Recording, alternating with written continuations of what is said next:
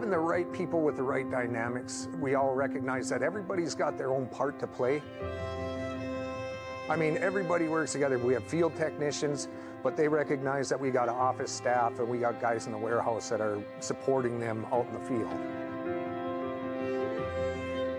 I came in not having any experience at all, and everybody was really warm and welcoming as far as, learning new things and on the pace as far as my own pace. I think one of the favorite things about Seneca for me are the people. A lot of great talent, and just really fun people to talk to and to be with. We continue to grow and advance and go into new states, new opportunities. So it's been a great home for me, and I think it could be a great home for others as well. I transferred from Waste Solutions to our construction division, and it was a lateral move, but a lot more opportunities to grow within the company. And I'm just hoping to continue efficiency and process improvement, which are things that I really enjoy doing, and Seneca's given me an opportunity to explore that.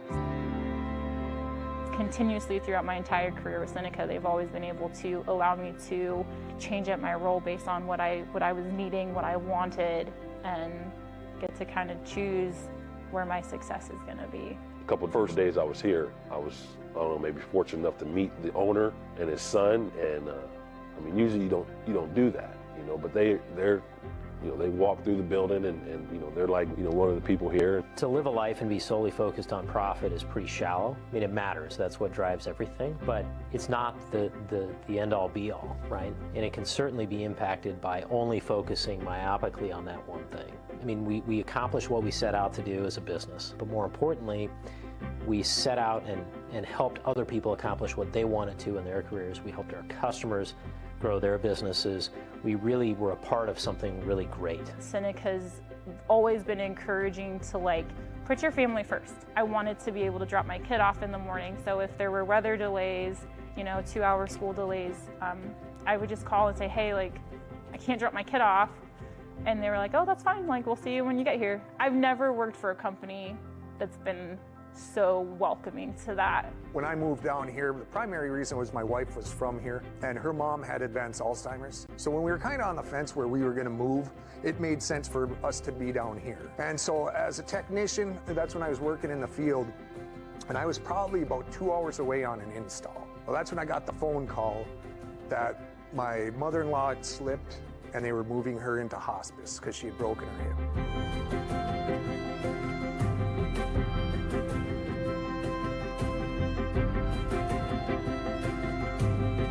I made one phone call, and they dispatched 2 technicians to come relieve me.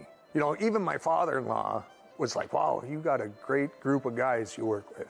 I'm like, no doubt. They could trust that their team is going to catch them if they ever need a safety net. We're there for you. Anybody that's looking for a challenge, that wants to use their hands, use their head, it's a unique trade that we do. I would say come work here. If you're looking for a career, then this is the place for you.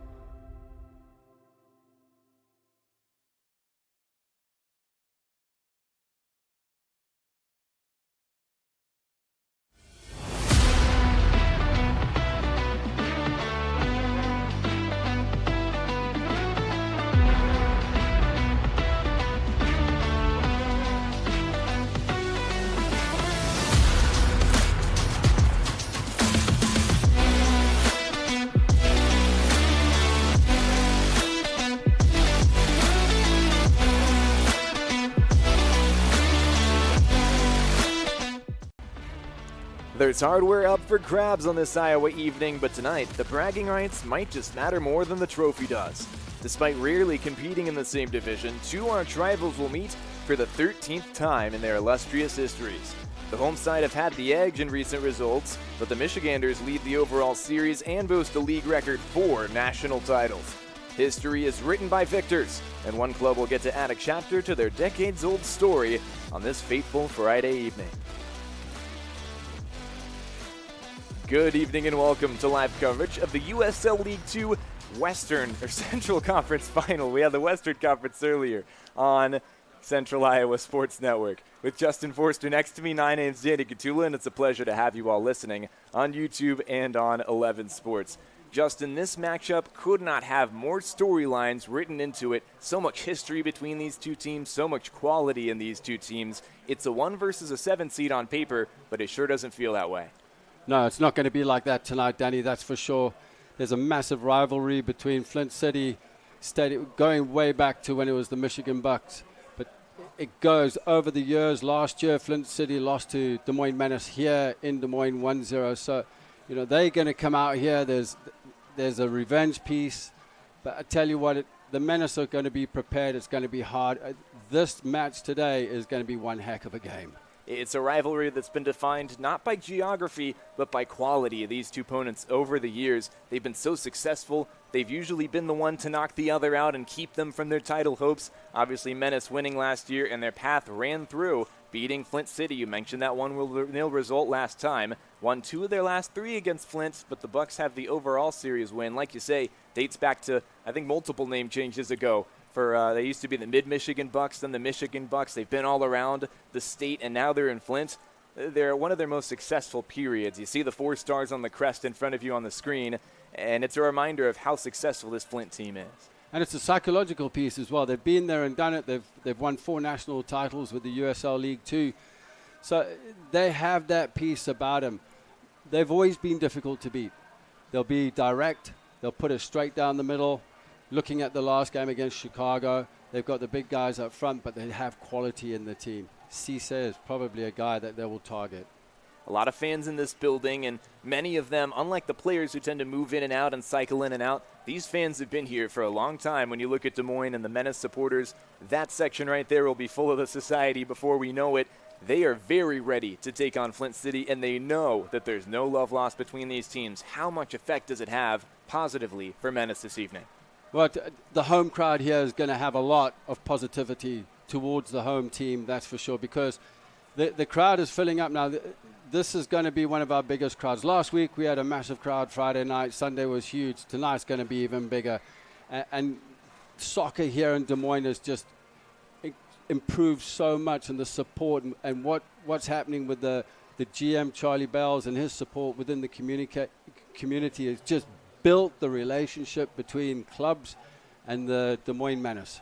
2 incredible teams, 2 incredible entire clubs, great front offices, a lot of talent all over the place on both these sides. We'll see which one has enough talent and enough resolve in the end to take home the Central Conference crown and move on to the national semifinals. All that coming up next on CISN. The Chicken in Orilla is a classic roadhouse joint serving chicken any way you want. All hand-cut, hand-breaded, and 100% satisfying. Chicken, just like your mama used to make. Bring the whole fam for all their favorites, and chicken so good you'll know why we could only call ourselves the Chicken. In the middle of nowhere, but just minutes from everywhere. With over 260 beers on tap, El Bait Shop isn't just another craft beer bar. It's the best. Beer lovers know El Bait Shop, 200 Southwest 2nd, Des Moines. At DeArmond Ford Indianola and DeArmond Automotive Knoxville, we want you to experience the DeArmond difference. My dad and I are in the dealership every day to ensure your ownership experience is exceptional. We're completing phase 2 of our major reconstruction project at our Indianola location, providing a state-of-the-art customer lounge and waiting area and soon-to-be all-new showroom, reinvesting back into our communities. DeArmond Ford Indianola and DeArmond Automotive Knoxville. Experience the DeArmond difference today. DeArmondAuto.com. Missing a quality home-cooked meal? You know, the kind Mom used to make? Lucky for you, we found her recipe book. Welcome to the High Life. Welcome to the Champagne of Bars.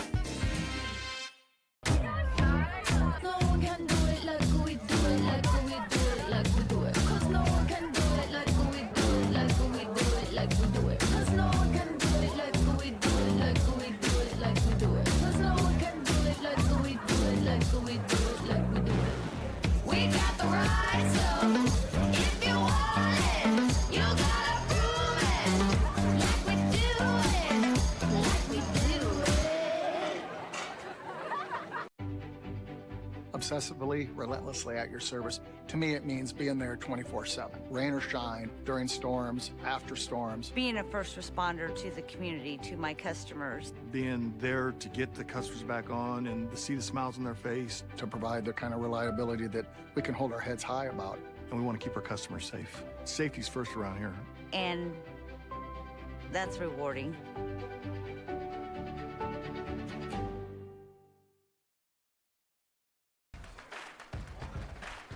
You're watching live coverage of the USL League 2 National Playoffs on CISN. Familiar foes Flint City and Des Moines are preparing to kick off for the 13th time this evening, and there's rarely been more to play for than there is tonight. Flint City started slowly, but pushed past AFC Ann Arbor at the death to find their way into the playoffs. Despite being a 7th seed, they're all the way here in the conference final. Justin, show us what's made them so dangerous. Well, yeah, when we look at the game from last weekend, Flint City here in their all red and Chicago in their silver or champagne. But here you see just the quality and the fight from Flint City goalman playing a ball through here for Cisse. Cisse's touch just eludes him, but what a clinical finish with the outside of his foot just bending the ball round the goalkeeper. And look at that celebration. He knows how much that means. Here's another individual goal by Cisse. He's going to be a player to watch tonight. Delivers nobody around him and just buries it past the goalkeeper's right-hand side. He looked left and right. I'll just take this on my own, and off he goes to celebrate on the sideline. There was a consolation goal for Chicago. It was never the end. It was a great tackle in there from Flint City. Another one just eluded. The cross came in. The man that started it was that man, Johnson, just beating the goalkeeper. He goes to get the ball quickly to the halfway line. In the 95th minute, the goalkeeper was up. It was just way too much. He got a header to it, but not enough to beat Flint City. That's been the story all playoffs long. Flint City having just enough to get by their opponents. It was a more dominant 3-1 win over South Bend to kick things off in the 2-1 win most recently. You just saw. I'll give you some facts about Flint City, making a 7 or 8 hour trek out here to Des Moines. 4 national titles, as we've mentioned, in the league.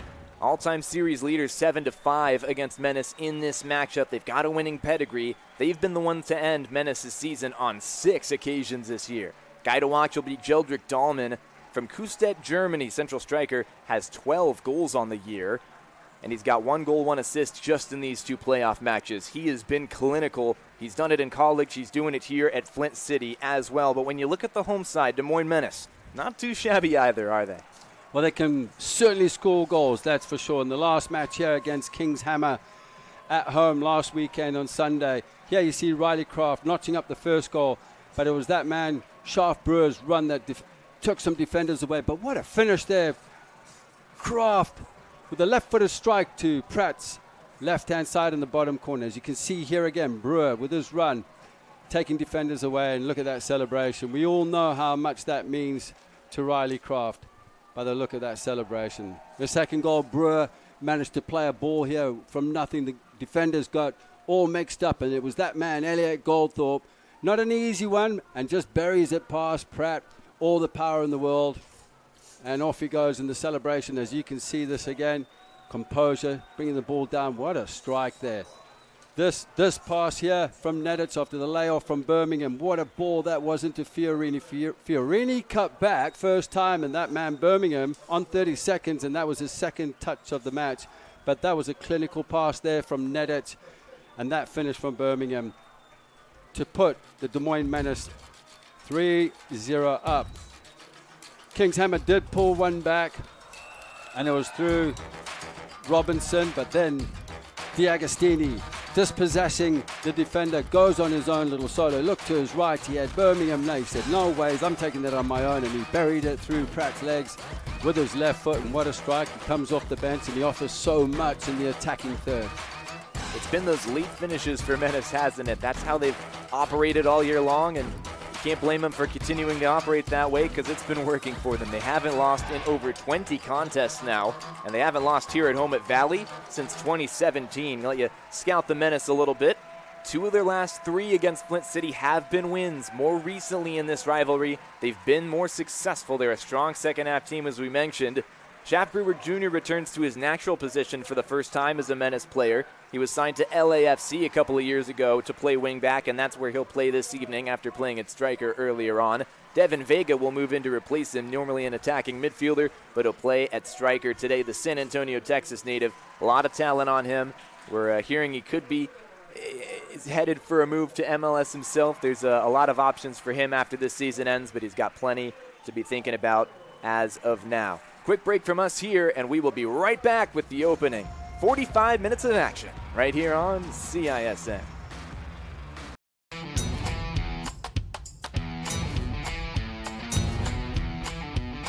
The largest selection of German beer in the world? You'll find it at the Hessen House. From Doppelbocks to Oktoberfest to Hefeweizens and Dunkels, there's no passport needed for the deliciously different beer and food at the Hessen House. So grab your friends and make it a fun night out. The Hessen House, 4th and Court, Des Moines.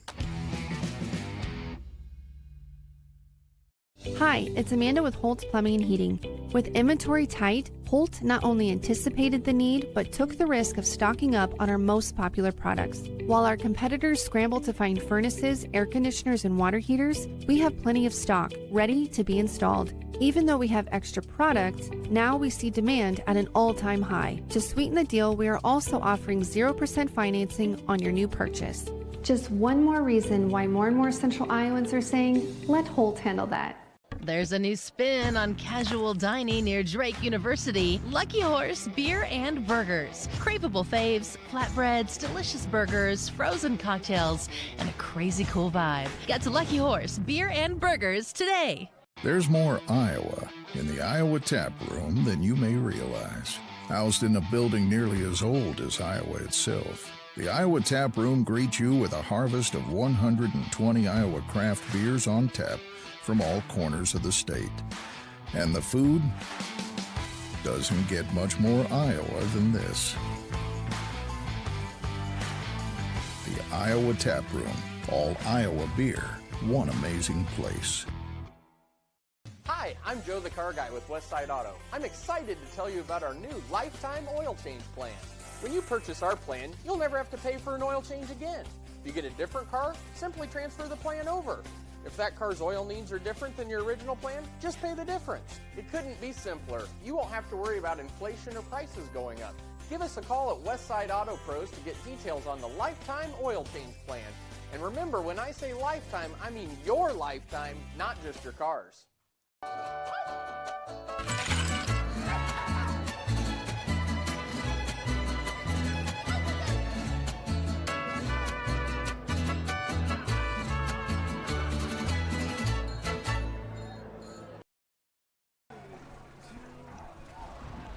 Back with you in West Des Moines as we get set to kick off the National Elite Eight and the final match of the Central Conference this season. First, let's give you the starting 11 for the visiting Flint City Bucks, 4-time national champions in this league. That leads the entire history of USL League 2. In goal, it'll be Isaac Walker from Orlando, Florida. Back line left to right looks like Wiley Trujillo at left back, Schneider Mimi and Hugo Bacharach at center back. Your right back is Eugene Quaynor out of Accra, Ghana.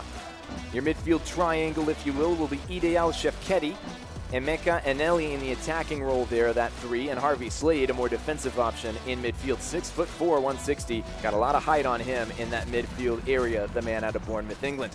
Up top, Amadou Cisse figures to be the right midfielder. Brighty Sekrezi of Greece is your left winger. And Jeldrick Dahlman, he will lead the line. We mentioned him in the open. Headed to Lipscomb this fall for his final year of eligibility.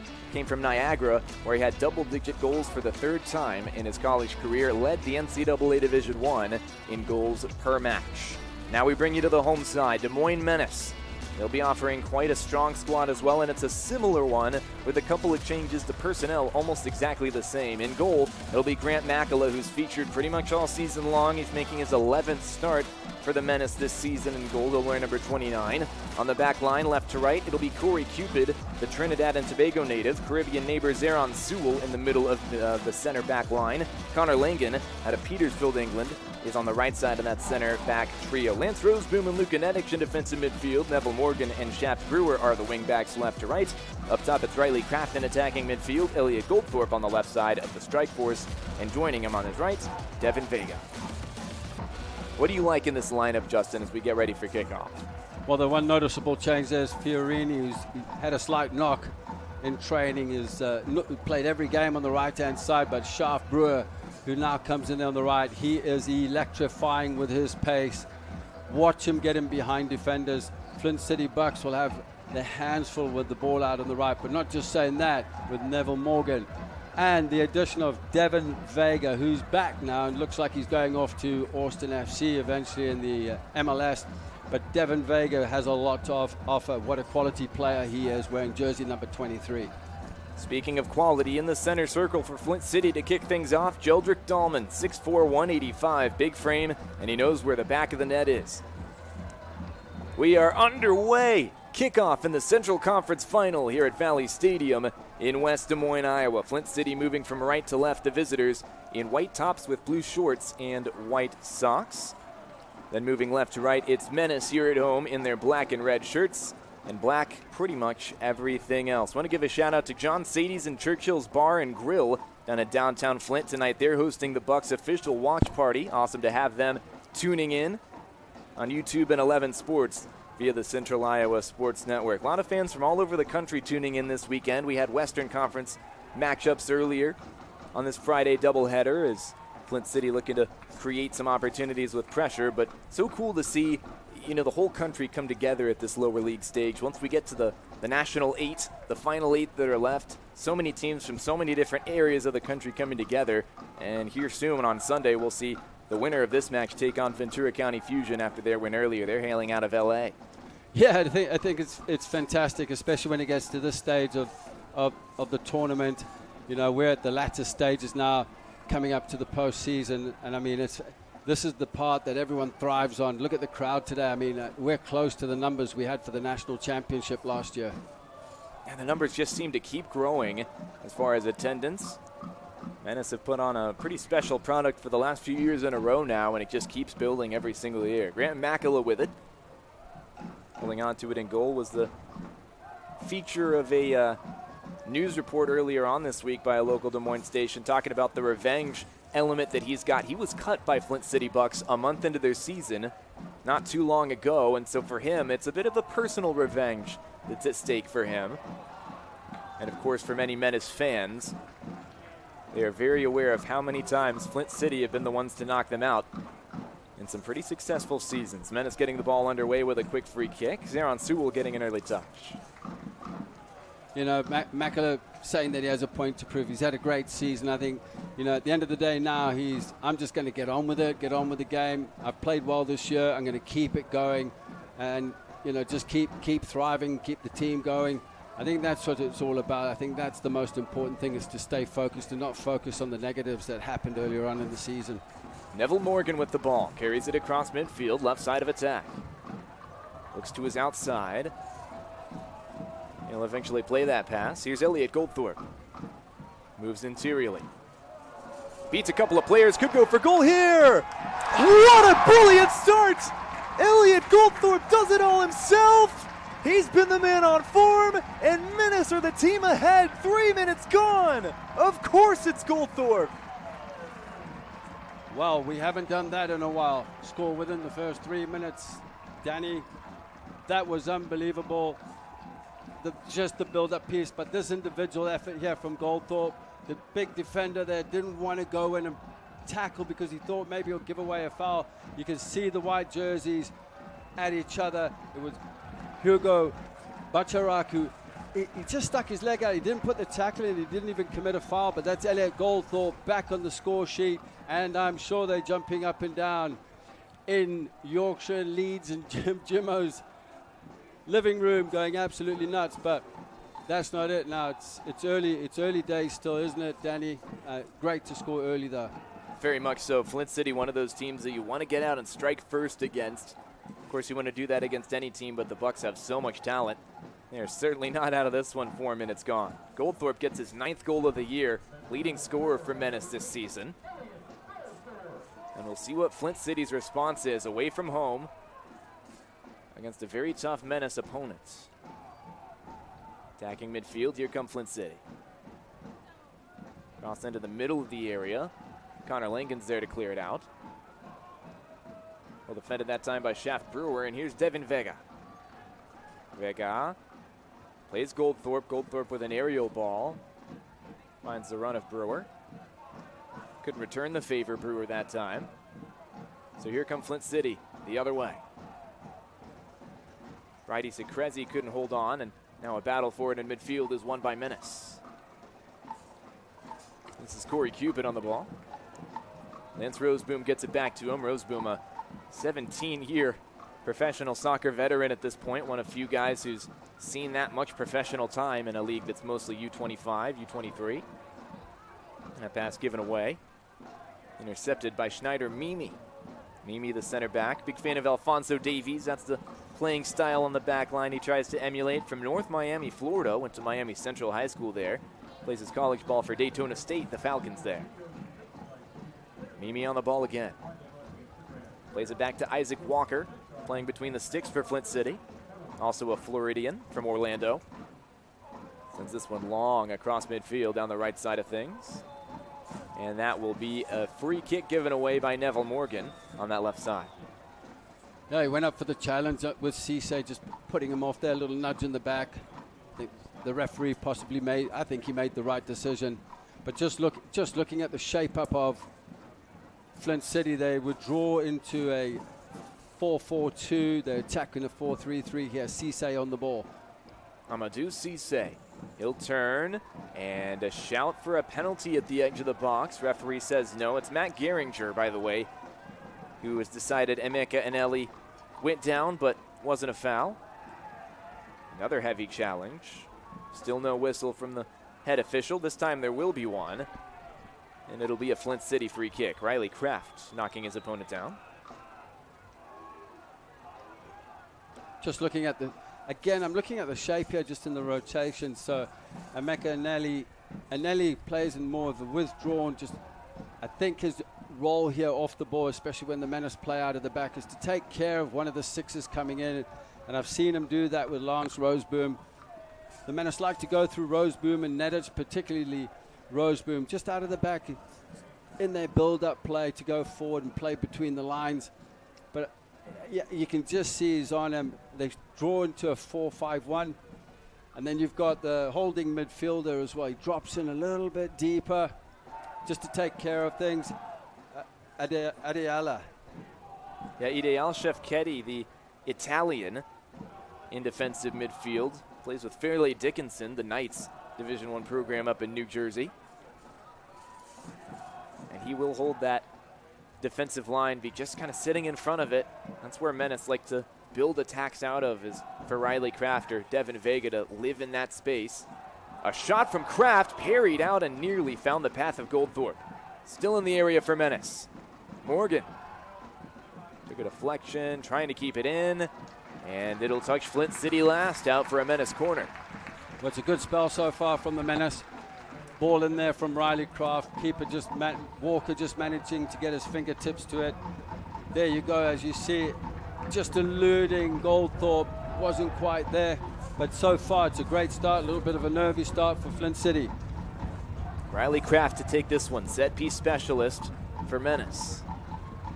In it comes, far post looping, dealt with.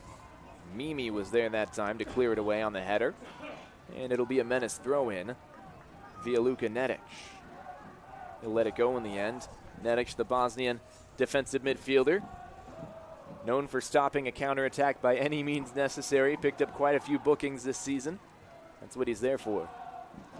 As the season's gone on, Nedic and Lance Roseboom have actually, their personalities and characters, they've combined really well in that position, and it's secured pretty much the double six in rotation for the rest of the year. And I see here the Menace basically with Shaft Brewer on the right-hand side. Fiorini, who used to play a little more of a withdrawn role, which has now changed the way in which the Menace will defend, whereas Lance Roseboom and Nedic will now hold in front of the back three.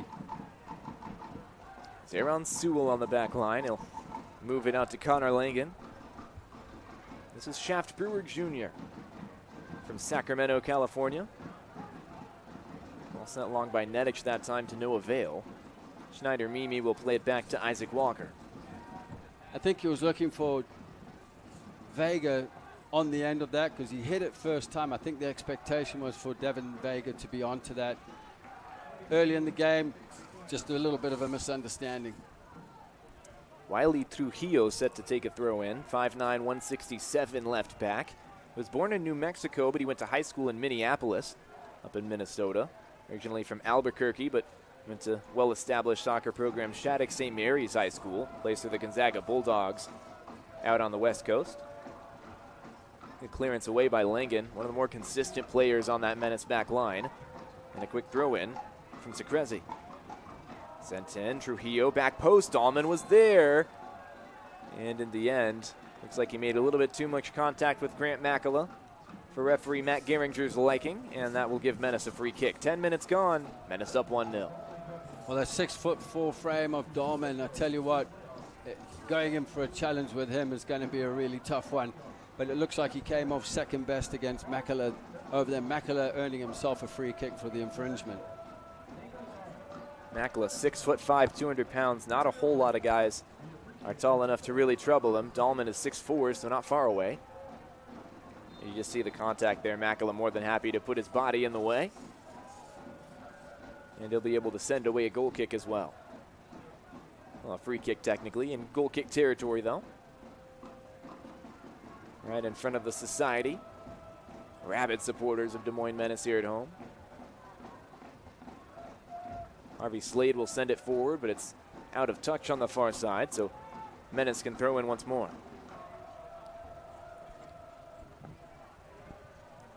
Quick throw, and Corey Cupid's got it now, lofts it back up for Neville Morgan. Morgan turns, passes as he does so. Ideal Shafketi goes down, but there's no call. And nice effort that time by Morgan to get forward. Not quite enough, though, to maneuver past Eugene Quaynor. Quaynor, the right back for Flint City. He's played both playoff matches for Flint City this year. He's been a key cog in that defensive line. A lot of physicality, and we'll see another whistle here. Both teams answering the bell as far as being physical, getting their opponents off the ball, and I think referee Matt Geringer's got a long night in front of him, but he's done well so far to kind of draw the line between what you can play through and what's too much. Yeah, Matt Geringer was looking to play advantage there with the infringement there from Zeron Zul. Advantage wasn't about, so he brought the free kick back for Flint City.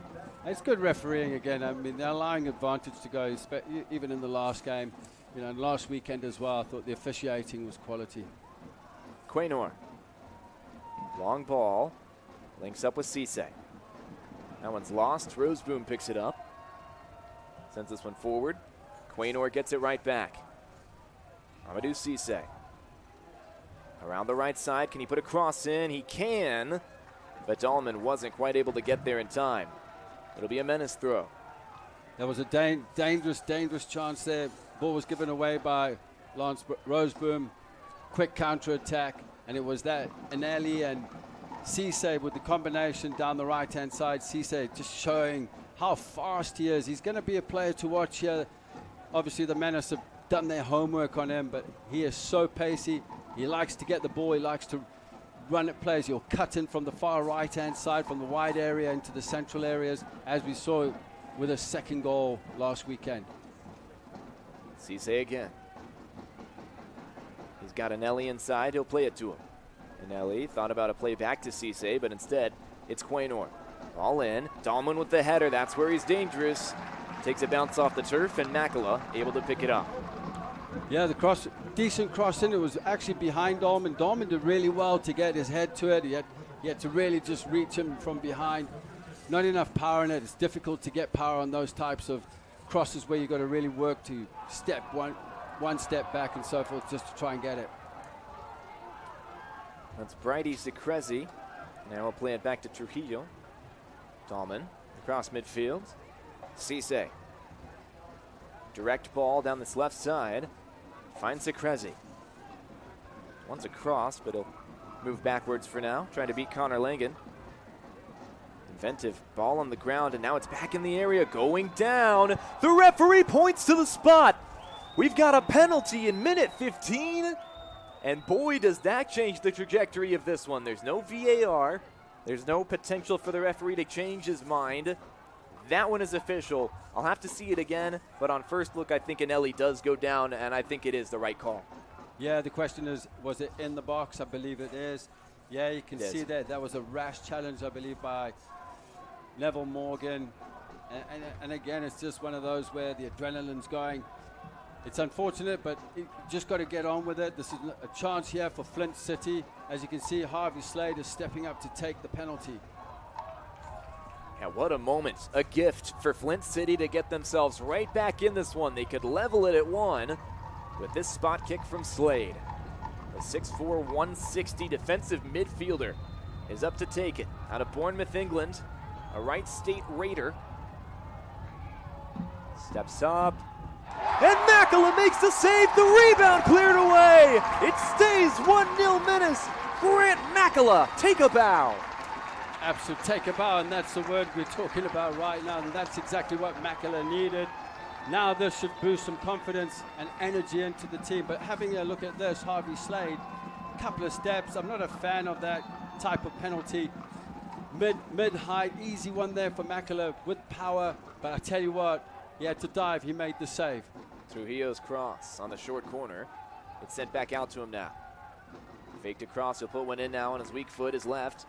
And this one cleared away by Menace.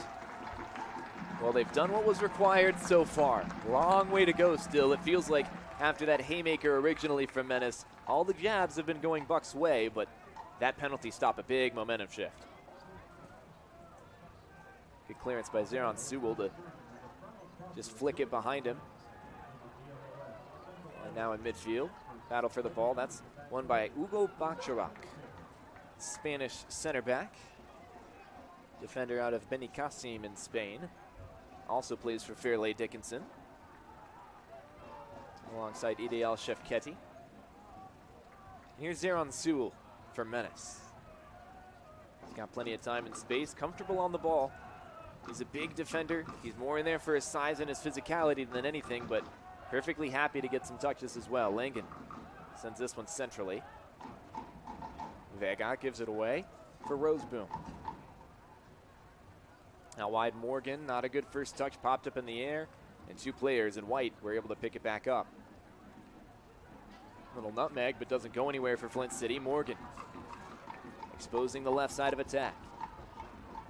Away he goes, the pass to Goldthorpe, he's in, he's onside, cuts it back, Vega was there, but well defended by Flint City. Emeka Anelli. That one blocked by Roseboom, out for a Flint City throw. Yeah, it was a good press at the top of the box there from Lance Roseboom, but again, Elliot Goldthorpe getting in behind, decent delivery into the box, no one onto it. Flint City didn't manage to clear their lines to the full extent, like getting the ball up to the halfway line. Roseboom with a nice little press out there, eventually going out for a throw-in. Trujillo. Still Wiley Trujillo, he'll play it back. This one sent long into the area. And not quite getting there was the run of Anelli, out for a goal kick. Yeah, and just in the build-ups here with the Menace, just you watch Vega will come into the space to receive the ball in between the lines. This is the decision the defender has to make. Schneider Mimi is actually picking him up. He'll just drift off the shoulder, but he'll come into the half in between the lines to pick the ball up. He'll either turn or you'll look to lay it off, and then Shaf Brewer will make that run in behind on the right-hand side, our near side. Jeldrick Dahlman nearly used his pressure to get to Grant Makela before he could kick it away, but all's well that ends well for Menace, and Grant Makela's got it once again. This time he'll dispatch it a little bit more quickly. Here's Sewell. Al Shefketi, the Italian, just sitting in front of the back four, wearing jersey number 14. Earlier on, you saw him breaking up play. He seems to be the role he's going to play. He looks to get on the ball all the time, and he's always checking his shoulder, scanning, looking forward as the ball's played forward by Quaynor into Cisse. Cisse defended well by Neville Morgan, but still results in a throw-in for the Bucks. And it will be Quaynor to take it from Oyoko Methodist High School in Ghana, where he played high school. Then went to the University of Ghana for a year, ended up transferring to Oral Roberts in Oklahoma. This is Langen. Shaft Brewer. Brewer across midfield, looking for the run of Goldthorpe, and twice it's dealt with by Mimi. Quaynor challenging Neville Morgan. Morgan plays it for Vega. Through for Goldthorpe, he is offside, and I believe that's what they'll go back to. Now they'll say it's a goal kick instead. Going to say the Menace never interfered with the play. Goldthorpe was the man offside that time, and you've got to interfere with the play directly, whether that's getting in someone's sight line, whether that's touching the ball, running into someone. To be offside, you've got to interfere directly with the run of play, and that time Goldthorpe did not. Doesn't change a whole lot, of course. Goes from a offside into a goal kick. Menace on the ball now. Connor Langen will send it long. Trujillo hooks it away. Here's Harvey Slade. Missed a penalty earlier on. Trujillo from Mimi. Shevketzi. Nice touch to beat Roseboom. And off to the races. 4v3 for Flint City. Still Shevketzi. Outright. Cisse wants a go. He'll have one, and it's out to the right. No dice. Shevketzi did well there, intercepted the pass, still drove on the run. But when you see him go, you can see the experience with that lad. He's always checking his shoulder, just having a little look over who's coming to get me. Carried on, he played the ball out to Cisse. Cisse leaning back, didn't strike it cleanly enough, and it sailed over the bar. So Grant Makala will boot this one away. And that was not the most powerful of boots, just gives it right to Zeron Sewell. Deft touch by Connor Langen to beat the press. Devin Vega chasing this one. He won't quite get there in time. Good touch from Mimi to give it back to Isaac Walker. Ball given away on the header by Luka Nedic, was trying to find Langen. Switch of play. Here's Quaynor. Cuts inside. Back out. Quaynor again, nice 1-2. Lofted ball, no one's there. Not on the same page with Dahlman's run on that occasion. Dahlman went a little bit more inside to try to get the ball at feet. And Quaynor is thinking he would lob it over Menace's defenders, get it to him in the air. Yeah, just that timing of movement, miscommunication. It could be verbal or non-verbal, but you can see the way the Menace are playing, looking for the direct ball in behind, looking for the pace of Neville Morgan on the left-hand side and Shaft Brewer on the right. And if Shaft Brewer drops in deep, then you've got Devin Vega looking to hit the space on our near side in the wide areas. And the press here looks really good for the Menace, except there Nedic didn't stay with his man, but it goes out for a throw. And so far for the Menace side, looking good. I think for Flint City, they're gradually getting into the game. Dahlman, the tall boy up front, but I think Cisse on the right-hand side is going to be the problem. Emeka Anelli as well. He looks like a crafty class player with a bit of flair. He's good on the ball, and I think he's going to be a player to watch as well, because they could be game changers here, Danny. In the meantime, free kick given away by Eugene Quaynor. It'll be a free kick. Riley Kraft all set to take it. And before we get to that, that's Bridie Secrezi, who just wants to hold this up a little bit, make sure Menace doesn't go quick. It's Goldthorpe and Kraft over this free kick. That's how it tends to go. And either one of these boys could put it in the net from here. I think Kraft has a more deadly shot from here, but I imagine whoever takes it, it'll probably be an in-swinging ball to try to find a head at the back post. I have a feeling it's going to be Goldthorpe, but it could be an in-swinger from Riley Kraft, just putting it in behind the line, the defense line right there, just in front of the goalkeeper. But I think it's going to be, yep. Swung in, and in the end it wasn't a shot or a cross. Didn't achieve either goal, and it's out of play. 24th minute. Flint City down 1-0, but they've had more attacking momentum in recent memory. Yeah, I think it could have been better, the quality of that delivery into the box. It was way too much, and obviously the goalkeeper, Isaac Walker, knew that was going out. He just saw it out for a goal kick. Mimi gives it forward to Slade. Takes a push, another little shove, but we keep playing. Has been physical in midfield. Roseboom typifying that, knocking down Anelli on that occasion. So a free kick to result for Flint City.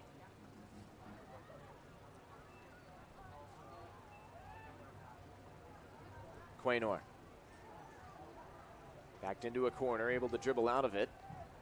Sent back for Walker. That press there from Neville Morgan, just not allowing Quaynor to play out, looking for Cisse. The shift was really, really quick. When the ball's on our near side here, Neville Morgan on the far side. Excellent ball in. It could be the equalizer. Off the post and stays out. Still in the area. Acrobatic header, and Makela picks it up after all of that. My goodness, how unlucky are Bucks not to be level now. Well, out of the 3 clear-cut chances we've had, the Bucks have had 2. There could be 2-1 up here with the penalty. As you look at that, Cisse just putting the ball, gliding that ball past Makela off the post. I tell you what, if it's one of those days where the post and Makela have helped the Menace through, they'll take it. Potentially a chance to go the other way. Isaac Walker slides in and makes sure that's not a goal-scoring chance, but a throw-in for Menace. Yeah, Flint City they've been dominant in front of goal, haven't they? It's either been the post or it's been Makela, something keeping them out. Yeah, they're very, very deceptive. They're very, very sharp on the counter-attack, and their movements are good. Like Cisse getting him behind Corey Cupid there, and that ball that was played in from him, he had so much space. Makela came out, covered the goal. He was beaten, but thanks to the post, the Menace was saved on that. And Ellie can move it out wide for Cisse if he wants. He'll hold on to it for now. Now Cisse does get it. Cross in, deflected, back to Cisse. Plays it back to Shefketi. And Ellie. Cisse again. This is Harvey Slade. Nearly gave the ball away, but winning it instead was Flint City. A lot quicker to that one. Here's Trujillo. Slade. Right side intercepted. Neville Morgan can come the other way, and he's got a chance to break. Not to the left wing, but a little bit too far left to find Goldthorpe. Throw in for Bucks. Yeah, it was well read there by Neville Morgan. He's done that twice already so far in this match. But I think Devin Vega, who was on our near side, could have really made an inverted run into the space in between the 2 center backs. A perfect moment for a counter attack. The option was only Goldthorpe. He went for it, but the ball went out for a throw-in. Bacharach. Mimi. Schneider Mimi gives it back to Ugo Bacharach. Quaynor. It's the patience of Flint City right now. They'll take their time. I think they know they've been more or less the better side as far as having possession, being on the ball, but it doesn't count for much when you're down 1-0. You know, the key is, Danny, is discipline. If you can keep your discipline, you don't have to have the ball. You can win the game 1-0. Discipline is the key. The thing is, the Menace need to really worry about that far right as Cisse there is caught offside. Yeah, he was offside. He was in the offside position. Off to on. That was an obvious one then. The linesman was right in line. That linesman, Michael Heath Jr., coming from Missouri. One of 2 Missouri natives in this 4-person referee crew. Matt Gehringer, we've mentioned, is the center referee, also from the Show Me State. Sean Giza, the assistant referee in front of the fans tonight. Always a fun job as a referee to have the fans' comments right in front of you. And the 4th official, Robert Story. Both Story and Giza hailing from here in Iowa. It was well won there by Nedic. Oh, a little bit of shirt pulling there by Elliot Goldthorpe. I think he's got to make it a little more subtle than that. That was a pretty clear one. Wanted to make sure that he didn't let Bacharach go the other way. Here's Slade. Quaynor.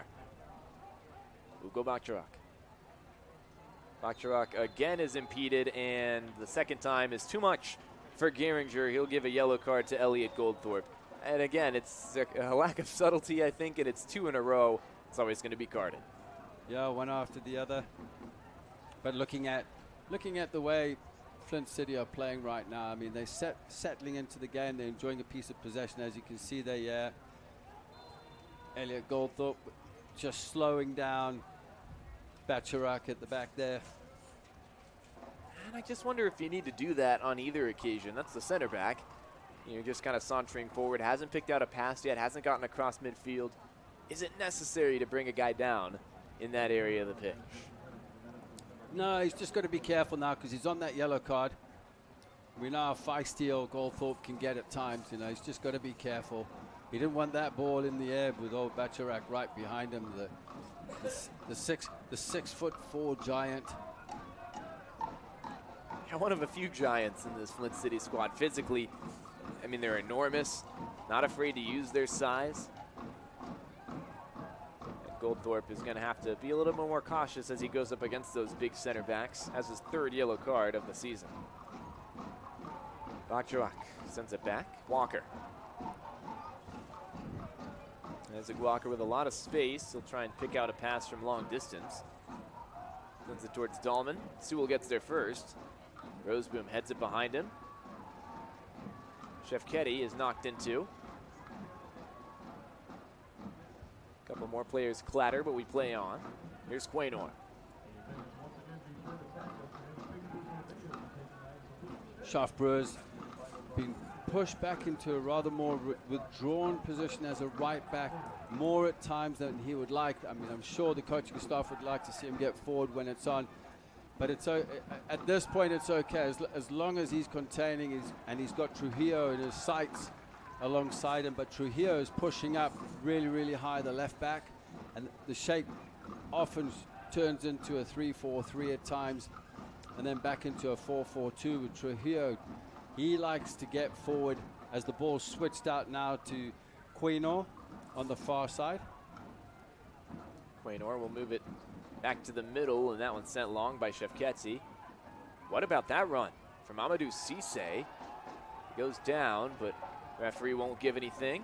Cisse disappointed. He motions to Michael Heath on the sideline, but he doesn't give him any mercy on that occasion. End of the 32nd minute, 1-0 for Des Moines.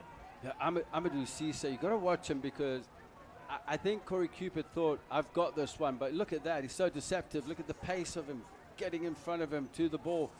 Thankfully for Corey Cupid and the Menace, it went out for a goal kick. Long ball takes a couple bounces. Goldthorpe gets on the end of it. Has help inside if he wants to use it. Might go alone instead. He will. Bacharak gets there first. Still in the zone. Top of the box, Vega. Cuts out some space. Out to Brewer. Cross in from Brewer, back post. Quaynor is there with a header away. Trujillo. Lofted ball through, finds Anelli. Here's Harvey Slade. Slade looks up, plays in Cisse, who is onside. Cisse has Dahlman in the middle, finds Dahlman. Dahlman turns off the bar again. A goal kick, and the woodwork has been Flint City's worst enemy in these first 35 minutes. Well, it's hit the post on both ends. 2 opportunities here, but look at that guy again. Cisse with a cut back here. Dahlman just fakes the ball across onto his left foot, and the post is the 12th player for the Des Moines Menace at this point. But the problem is allowing that switch. The switch is too easy coming from left to right. When that ball was played across, Harvey Slade had so much space to deliver that ball. And I think the press needs to be nullified in the midfield here for the Menace to stop that switch into Cisse, because everything's into Cisse and he's dangerous and he's proved it already. Take care of those issues. Looks like Vega's offside there. A little bit over-ambitious, was overly excited to make that run. Boy, it was a good one, just a little bit too early. In the meantime, on the floor looks to be Amadou Cisse. Outside of your screen, there's Matt Gehringer going over to check on his welfare.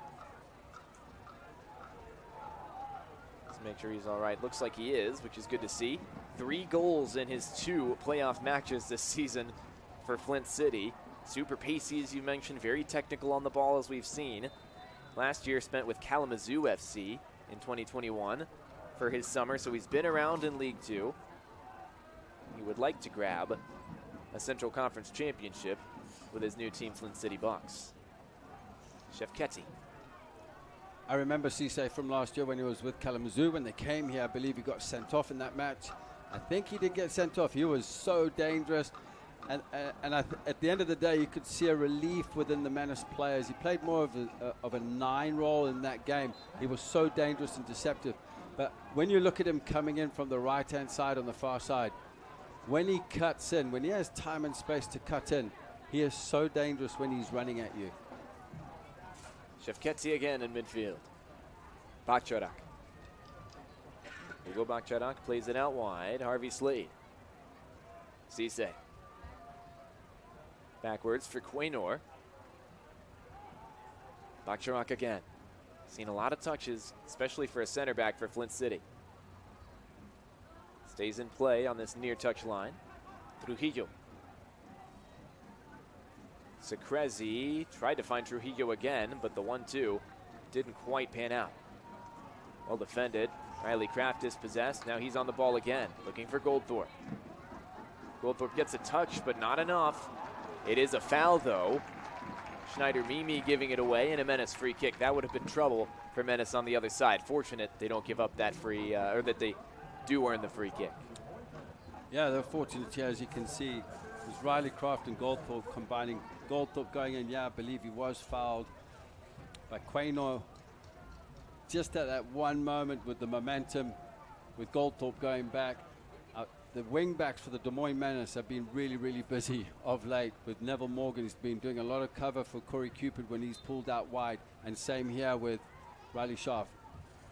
Long distance effort, and it's directly at Isaac Walker in the end. Good positioning from him. Yeah, talking about that with Schaaf Brewer, you know, going through so much work in the wide areas. They've been worked really hard, but at the end of the day, they kept the structure, they kept the discipline, and they're staying organized. Slade, midfield. Turned around, Dahlman. Running with pace. Moves it out left, and Eli. Secrezi. Back across the face of goal. Takes a deflection, and an important one. Flint City back with it. Bacharak. Beats Vega. Gets a touch off Vega. And that's enough for Menace to win the ball back with Langen.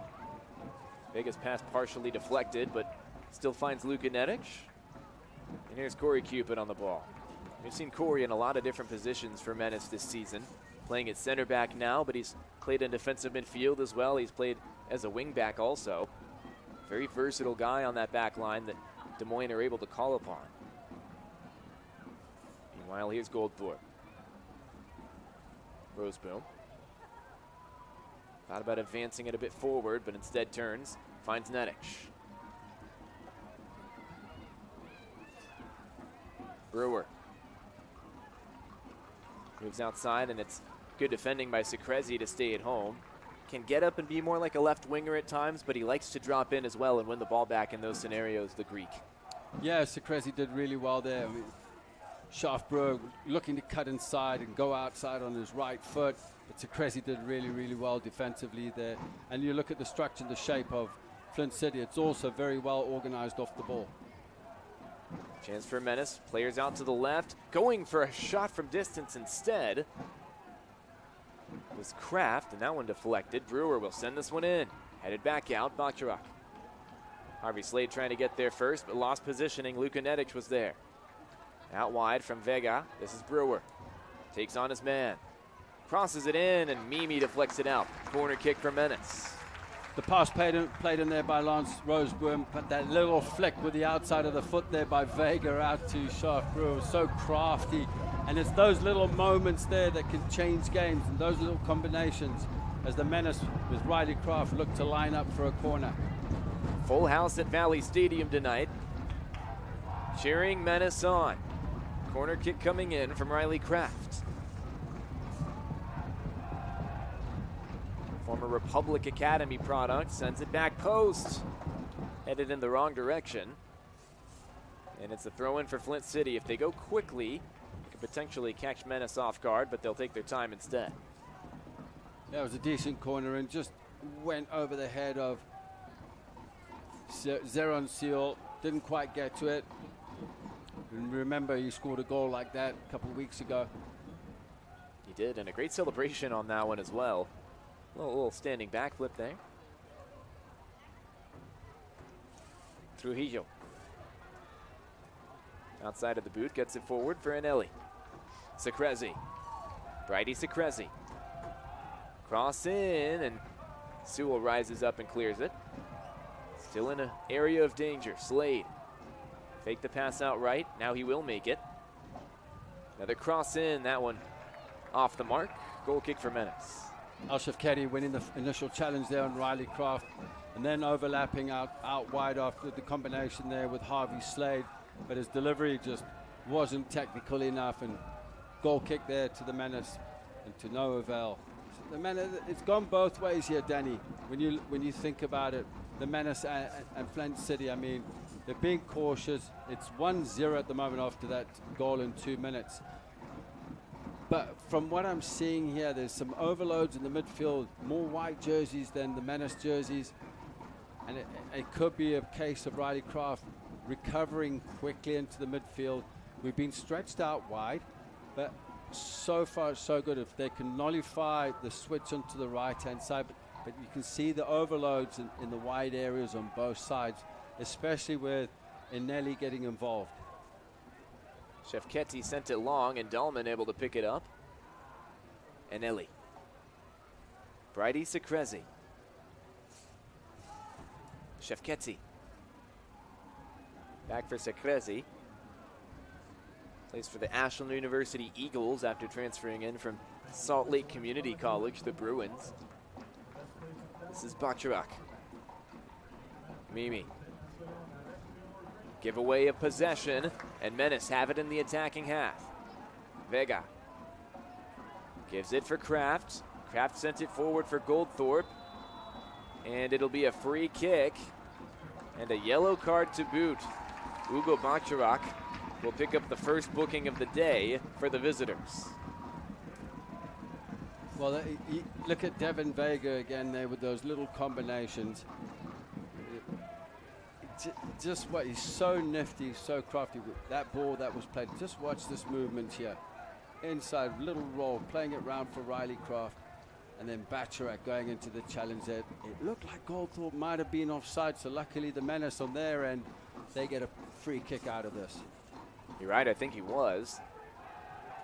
And that's one that's unnecessary. We talked about Goldthorpe's unnecessary couple of obstructions that caused a yellow card, and that one from Bacharak, I mean, the play had already gone forward, and you could tell he had just committed to that slide tackle a little bit too early, and gives away a yellow card of his own. 42nd minute, Des Moines Menace 1, Flint City Bucks 0.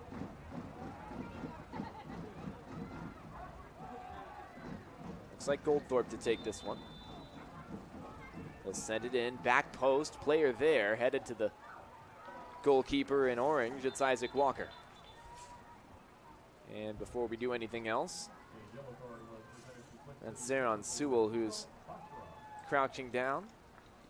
Felt the effects of that challenge with Walker. Well, Bacharak on the initial header that came in with Sewell challenging for it. Look at him, he's so tall, just getting up for it. Didn't quite clear his lines there, but that challenge with Walker on Zeron Sewell, just catching him slightly, but we know what Sewell's all about. He's a tough guy. Takes a lot to get him out of the game. Certainly does. We've seen him go down and pop right back into the match moments later. Left side, Goldthorpe would like a cross. Didn't find anybody in red. And that will be a free kick given away by Shaft Brewer. A lot of bodies going to the floor as we get to the end of this first half. Again, it's been physical all match long.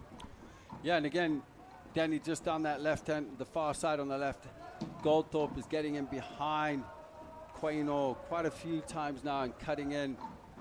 But again, just nobody on the end of the cross. I mean, they just need the right movements in the box. They need a later runner in there just to come onto the ball, similar to what Birmingham did last weekend with the third goal of that match. Shefketi switches this play. Brewer chested down, gives it to Makala. Makala in goal, under some pressure, and has to side foot that one out over the touchline. And a quick throw in has Dahlman on the ball. Dahlman backwards for Secrezi. This one played in. And Ellie tried to win it, couldn't. Ideal Shefketi. Slade. Shefketi again, under pressure from Vega. He'll move it out right. Quaynor. Slade again. Does not find Eugene Quaynor, the intended target. Menace will throw quickly. Makala had to take a touch with that back pass. didn't want it on his right foot as he was closed down. He couldn't get it onto his left foot and just toe poking it out. Maybe this is something that Flint City will work on, especially when they press Makela in goal. This last minute or so in half number one could be a monumental one. Menace tend to like to score at the end of first halves, although really Flint City have looked the more likely to score ever since that early one in the 3rd minute from Menace. One out of play off of Wiley Trujillo. His efforts in vain. A minute 45, you imagine there will be a minute or two of stoppage. There tends to be. And that minute or two could say a lot about how the second half goes. Mimi. Trujillo's there, but Secrezi will take it off him and play it into midfield. Roseboom heads it out left. That'll release the run of Neville Morgan. Morgan's pass to Goldthorpe is deflected out.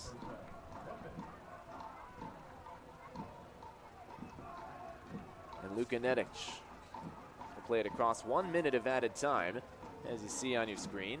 This one given away. No foul, we play on. More challenges, knocking people down, but referee doing a good job letting the players play through it. Walker to send this one away, about 30 seconds before we hit the minimum of added time. Blanken lofts one for Vega. Mimi outruns him, gets there first. Schneider, Mimi. Try to switch the play with this one. Harvey Slade slings it out right. And Roseboom is there.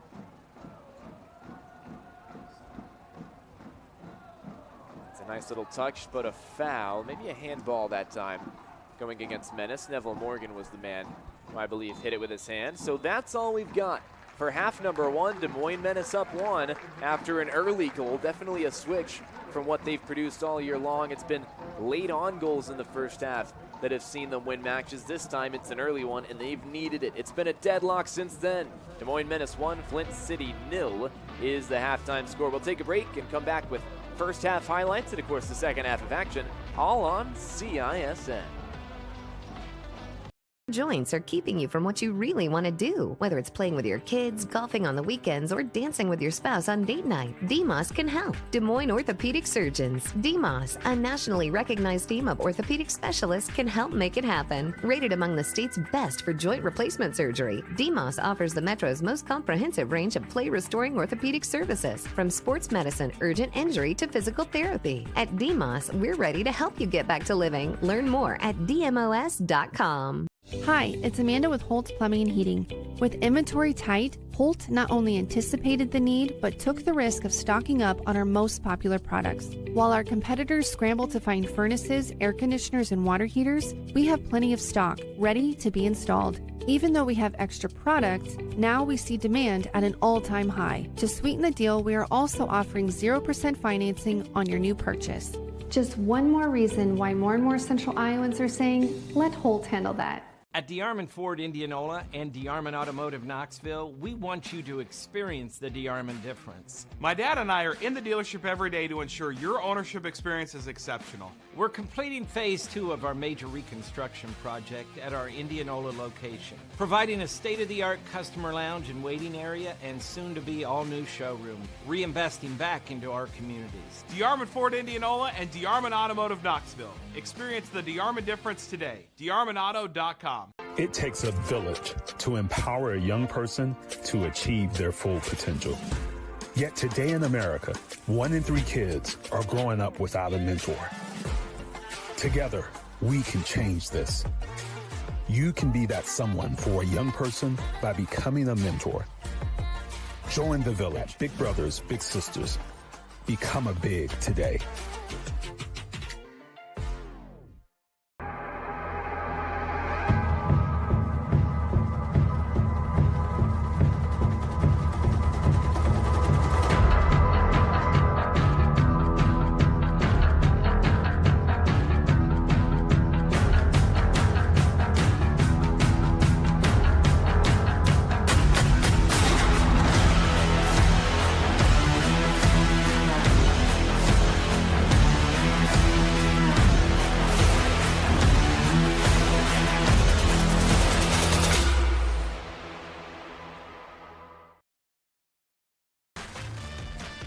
Halftime in the Central Conference Final of the 2022 USL League 2 National Playoffs. Des Moines Menace at home leading 1-0 over arch rivals Flint City Bucks. It's not been that easy, and that scoreline has not necessarily been the story of the first half. But Justin Forster joining myself, Danny Gatula, in the commentary booth for halftime coverage. Justin, this was a half where Flint City feel, I think, very unfortunate not to have at least an equalizer. That opening goal for Menace feels deserved, but Menace are a little bit lucky on the other end. Flint City hitting the woodwork twice. Yeah, I think they are unlucky, to be honest with you. They hit the woodwork twice. Cisse's been unbelievable down the right-hand side, and the penalty as well. They could be 3-1 up at this point. The Menace caught them napping in the first 5 minutes, took advantage with Goldthorpe scoring the goal. But to be honest with you, Flint City, luckily for the Menace, they've got a 12th player on their side, which is the goalpost at this point. But you know, I think Flint City, they're going to come out in the next 45 minutes, and they're going to come out hot. You mentioned Cisse for the Bucks. On the Menace side, who's been the most dynamic for you in attack?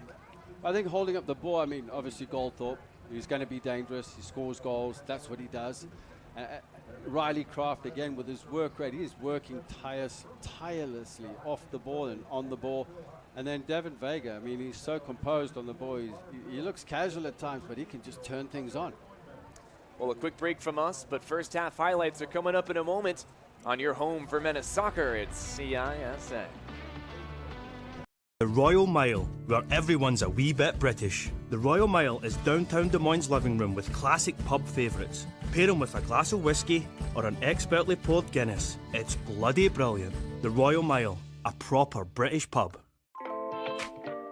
Hi, this is Chris from Fireplace Superstore, and it's going to be an interesting patio furniture season this year. We have ordered a ton of merchandise, but due to supply chain issues, it's coming in a truckload at a time all summer long. If you want the best patio furniture, check early and check often. If you want to custom order your furniture, get in here as soon as you can to give your furniture the best chance to arrive this summer. Fireplace Superstore, Iowa's best patio furniture selection, just east of I-35 on Douglas Avenue. Not too many places hit all the right notes. But when it comes to great atmosphere and delicious scratch-made food, Truman's is the name to know. Game days are for Chiefs fans, but every day is for the food fans. Truman's, get to know us by name. Need orthopedic care today? DMOS Orthopedic Urgent Injury Clinics in Ankeny and West Des Moines are open 6 days a week. No appointment necessary. Our 2 convenient walk-in clinics offer you full access to dedicated orthopedic specialists. Wait times and costs are generally less than an ER visit. Check hours of operation and wait times instantly at DMOS.com. DMOS Urgent Injury Clinics in Ankeny and West Des Moines, helping you get back to living.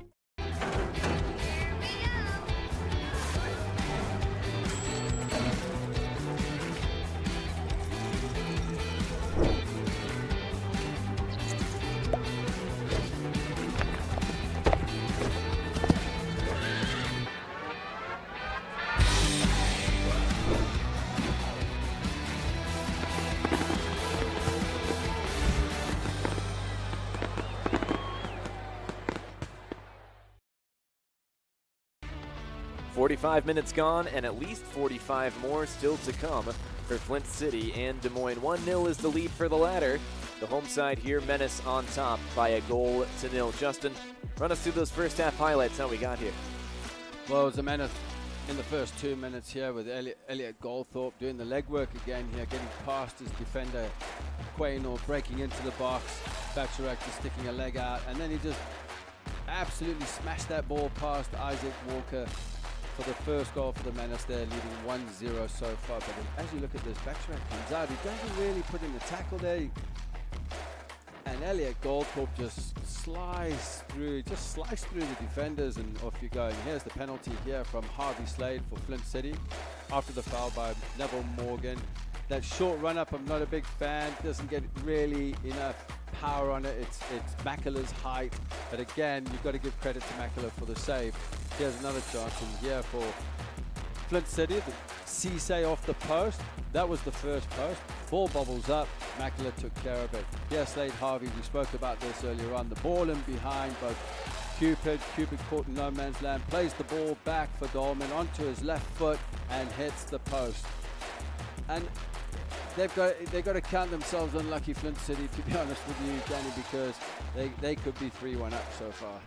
They certainly could, and at the end of the day, that's how this game works at times. It's a game that's got a lot to do with luck and a lot to do with how you do on the night. Still plenty of time for either side to take this one and run with it. 1-0 the current scoreline. Another quick break from us, and we'll be right back with more halftime analysis and, of course, the second half of action. All that coming up on CISN. Obsessively, relentlessly at your service. To me, it means being there 24/7. Rain or shine, during storms, after storms. Being a first responder to the community, to my customers. Being there to get the customers back on and to see the smiles on their face. To provide the kind of reliability that we can hold our heads high about. And we want to keep our customers safe. Safety's first around here. And that's rewarding.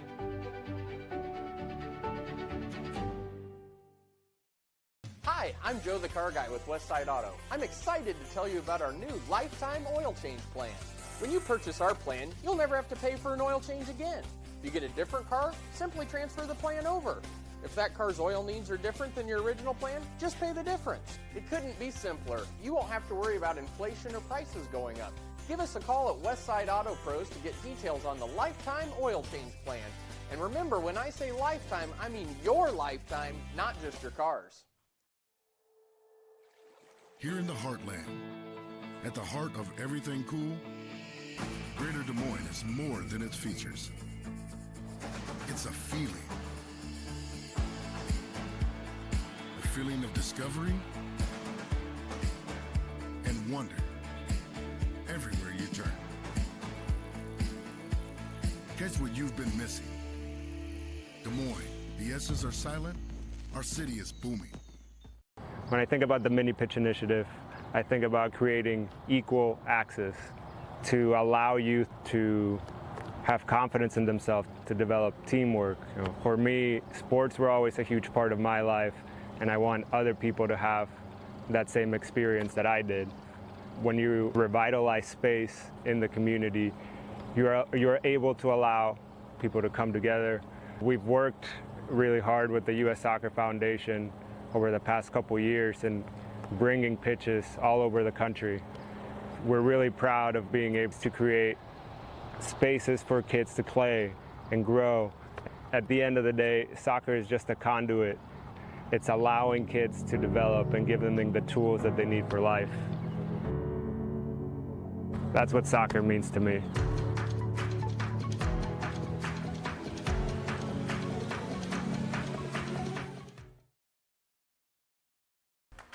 Des Moines Menace 1, Flint City 0 is the score in the interim here at Valley Stadium in West Des Moines, Iowa. Justin Forster joining myself, Danny Gatula, for live commentary. And let's send you to, just a little bit of thoughts about what it is that's, it feels like it's wrong to say, what does Flint City need to do in the second half to change things, because more or less they've dictated this game. They've been the better side. What do they have to do to push themselves over the edge other than not hit the post? Put the ball in the back of the net. I would say that's that. simple, isn't it? I would, if I was them, I wouldn't really change much. I bet you the coach at halftime there, Andy Wagstaff, is just telling his players that we've been unlucky. We're complacent on the first goal. We let Goldthorpe go through. And I think that's going to be the key, because the more Cisse gets involved and Nelly gets involved, Dolman's already had those chances. A little bit of skill as he let that ball come across his body and hit the post. Secrezi on our near side, left-hand side, he'll be on the far side. They've shown they have the quality, Danny, and this is something that obviously the Menace need to be aware of. Corey Cupid needs to be a little more disciplined, keep Cisse in front of him or at arm's length. Neville is doing so much running up and down the right, as is Shaft Brewer, and that's how it's going to be if you're playing with the wingbacks. Certainly is. These two teams, the only two active clubs in League Two to have won the league multiple times, and the two most recent winners. We'll see which one has the edge. Right now it's Des Moines, but 45 more minutes might tell us a different story. Back in a moment with the second half on CISN.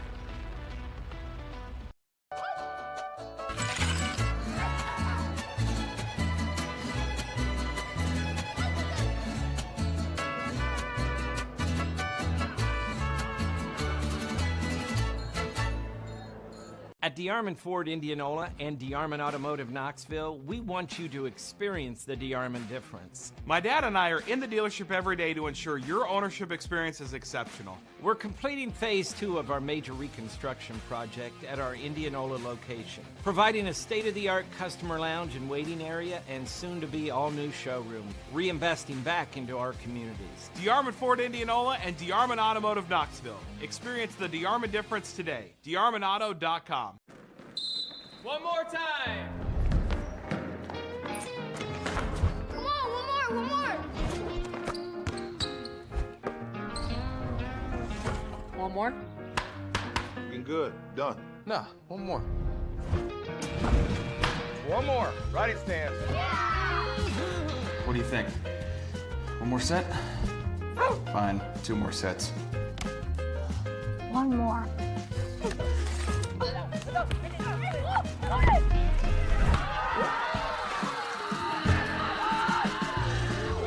Let's go, squad. One more. One more. 3, 2, 1. One more, man. Oh, man. All right, little bro. Breakfast? One more. Yeah, I'm not hungry either.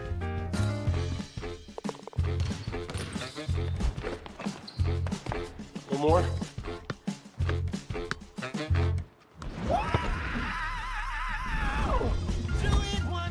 Want more?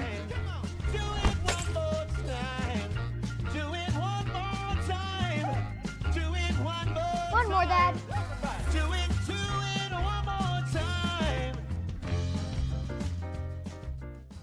Why do businesses succeed? The Better Business Bureau sees the traits of successful businesses every day. It's not easy, but it is simple. The BBB fosters trust between Iowa businesses and consumers. Visit bbb.org.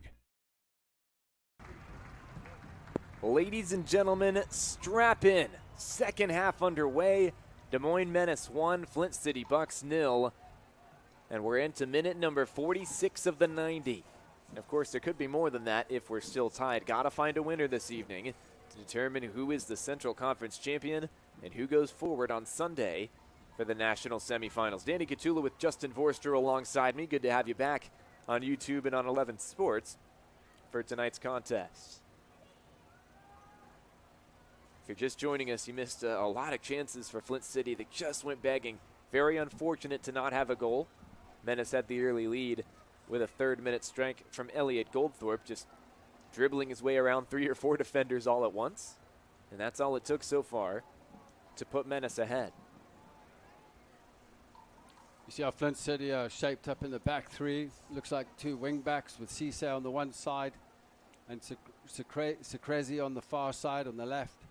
Similar to what they did in the first half, but here it's more evident as far as coming out in the second half with the 2 holding midfielders and rotation, but you'll find that Al-Shafkari will sit a little more, and then you'll have Slade and Anelli. Anelli will play higher up, definitely in behind the front 3. Here is Shefketi. Ideal Shefketi moving it backwards for Basharak. And this is Schneider Mimi. And as you mentioned, Justin, more of a back 3. Mimi, the left side of that center back trio. Basharak, the big man in the middle. And the man on the ball just a moment ago. That's Eugene Quaynor. Darren Sewell's got it on the other side defensively for Menace. Sends this one long, and he goes down after making that play. Has to get back up, and we'll keep playing. In midfield, a couple more bodies go down, and it'll be a free kick for Flint City. Shefketzi, the one who goes down. And a quick free kick. Here's Harvey Slade. Yeah, earlier on, there was a late tackle there by Cisse on Zeron Sewell that was allowed to play on. I suspect you'll find Flint City.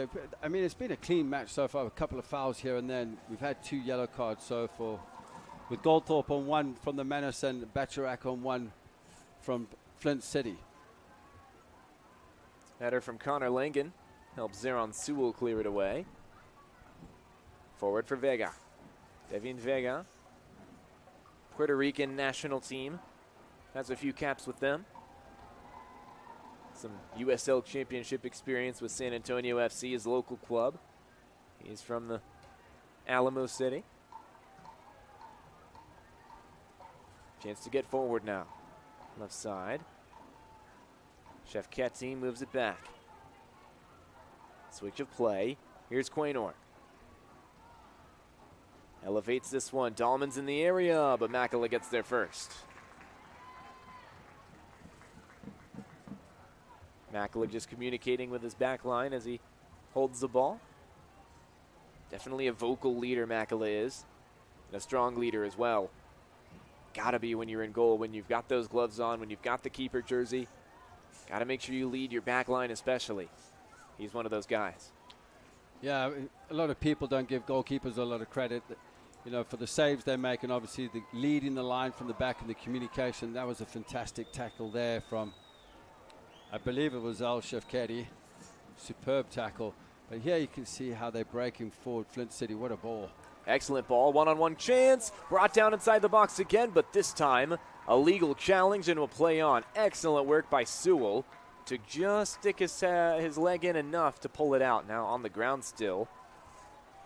That tackle was just unbelievable, Danny. I mean, unbelievable there on Cisse.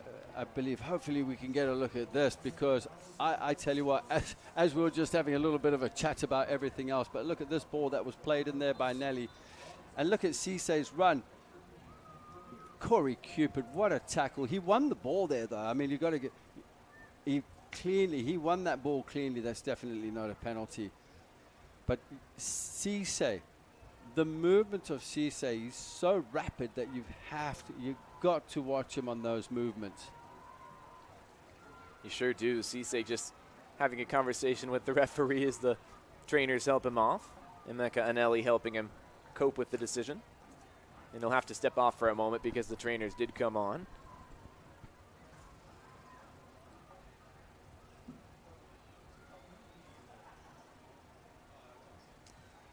And so we hit 50 minutes, 40 minutes still to play, and you imagine by the end of this we'll have plenty of added time as well. Could be another 3/4 of an hour for sure. Menace will throw. Brewer gets it in. Harvey Slade has it immediately. Sends it back the other direction, but no one there to link up with it. Here's Neville Morgan for Menace. Gets across midfield with this pass. Knocked over is Goldthorpe, but nothing doing. No foul that time. Kraft also went down. We'll keep playing. Shefketty, long ball. Cisse wants to get on the end of it. Headed backwards. It touched Cisse. Makela could not get a clean hit on it, but he's able to track it down anyway outside his box and clear that one out. Dangerous scenes for Menace. Another giveaway. Going down from behind, Morgan clips him, and it'll be a free kick. Could see a card as well, and it looks like we will. And it'll be for dissent. Luka Nedic, the one to pick it up. And that's not the guy you want to pick up a yellow in Menace's perspective, because he's the guy who you want to, leave the opportunity to pick up that yellow in the run of play. That's what he likes to do. Yeah, and I think Nedic is having a go at the referee from the earlier tackle on Goldthorpe. And I think that's what he was trying to clarify, is like, how do you give that and not the earlier one on Goldthorpe, where he was hit from behind. It's hard to see it from up here at times, but did he win the ball there at the back? So Quaynor went into that tackle, but I'm not sure if he actually cleanly won the ball. But this is where Flint City are dangerous on set pieces. Brady Secrezi to take it. Right flank. Looks like he's looking for an in-swinger. That he does. It hits the wall. One-man wall that time. Riley Kraft is the only guy that was required to send that one backwards. Sent back out right again towards the corner flag. Secrezi does keep it in. Takes a challenge. And it actually went over the touchline before it went over the goal line. So a little bit unfortunate for Menace that he didn't get there in time, Secrezi. Yeah, and it's an opportunity for the press here deep inside the Menace own half, as they look to clear the lines. But what a great skill there by the Italian. Shefketi, he goes down. Referee says no, we've got a goal kick. My goodness. Matt Gehringer is going to be earning his money this evening. Shefketi took a little bit of a dive there after that perfect piece of skill, bringing the ball out of the air, just shielding it from his opponent. Nice piece of skill as you see him just for the big lad on his right foot. But there, he went down too easily. And Morgan was having none of it. He just picks the ball up and throws it at his goalkeeper. Let's take this goal kick as quickly as possible and get out of here. That's the order of business right now, being 1-0 up. Certainly they'd like a second as an insurance goal, but even then, certainly wouldn't count Flint City out. Lifted ball for Cisse, and now it's sent forward by Al-Shefketi. Ide Al-Shefketi, I should say. Sheldrick Dahlman the target, but he couldn't get there. Thrown out by Makela. Brewer gets past one defender. 2 and 3 are dispatched by a nice pass forward. But Riley Kraft's first touch wasn't good enough. Now he'll give away a free kick as well to Harvey Slade. And oh boy, a little bit of contact between these two. And I think Kraft will see a booking as well. He will. A little bit too handsy, trying to keep Slade from going forward. And I think just trying to egg Slade on a little bit and kind of woo him into a challenge. Right there, you see him just kind of grab him, getting too physical. And that right there, that last little pull with his left arm is what will get the skipper booked. Another yellow card for Menace. Yeah, it's just in his nature, Riley Kraft. I mean, he's a competitor at the end of the day. You know, he's trying to stop him from taking a quick free kick, and he competes, and that's what Riley Kraft's about. But he's on a yellow card right now, and he's got to be really, really careful. He's got to stay contained. Earlier on, a great ball was played into him. He should have let it come across his body onto his left foot, the back foot to go forward, and the counterattack was definitely on. Trujillo was on the run, but his pass wasn't successful. Here's Quaynor. Sees space, runs into it. Plays it back across. Slade. Trujillo. Tried to cross, deflected. Still there, Brewer goes down. Trujillo again. Brewer hounding him. Turns around, Trujillo does. And it goes all the way back to Quaynor. In fact, this time it'll be Mimi. Slade. Possession for Flint, but not getting forward like they'd like to. Shefketi. Quaynor. Lots of space. And he uses it to find a run. This is Anelli. Crosses it in. Dahlman's in the area, headed away by Sewell. Shefketi outside. Quaynor. Flint loading more and more challenges. More and more attacks. Shefketi for Anelli, and now it's outside Quaynor. All the way in the corner. Backed into a corner, but cleared it off of Riley Kraft. Corner kick for Flint City Bucks. Yeah, you can see the Menace are shaped up off the ball well. The ball's going sideways. But Flint City are being really, really patient in their build-up, and they're just waiting for that one moment where they can overload in wide areas, just like there where Quaynor gets him behind. But Riley Kraft did really well to come in and cover. And here again, Flint City are dangerous again. We speak about the set pieces. Corners again with all the big lads up, as you can see them lined up in the penalty box. Bridie Secrezi takes this one. Far post. Rising up to meet it. Going down again. Makela got the ball first. But again, bodies on the floor. And Matt Gehringer has had to have his eyesight on 10. Make sure that he is getting all these calls right. Lots of bodies flying around. Lots of challenges being made. Most of them legal, most of them fair. You just got to determine which ones are right and which ones are wrong. Another corner to come, and it should be Secrezi to take once more. Actually, Trujillo this time, and it comes. Harvey Slade gets there and gets the equalizer. 1-1. The 6'4" target latches onto the header and sends Flint City right back level. 1-1. We spoke about the set pieces. Again, it was quality ball. Great ball played into the box here. Driven in. Harvey Slade peeling off. He was under a little bit of pressure, but just no real challenge into him. And we've spoken about this before. It was a great header. He's made up for the penalty miss or save in the first half. And he glanced that past Makela's left hand into the bottom corner. Flint City are back in this game now. the response from the Menace. It's how they're going to respond now. As we look at this again, Danny. You just see Slade peel off right there. He's marked, just taller than his marker. Elliot Goldthorpe was there, and just doesn't quite have the same height that his countryman does from England. He's from Bournemouth, Slade is, and he's got the leveler. He thought he would have it when he stepped up to the spot in the first half, but he does have it now. He's been made to wait. What a brilliant headed goal that is. Arrows it into the bottom right corner, and just like that, we're level. We knew Flint City were capable of it, and now we'll see who strikes next. Fascinating one for the neutral. Devin Vega's got it, edge of the box. He'll send one in, and Isaac Walker claims it. Well, the next 5 minutes are very, very important here for both teams. Obviously, Flint City, after scoring that goal, you know they're celebrating back home in Flint. They're probably bouncing up and down at the watch party right now.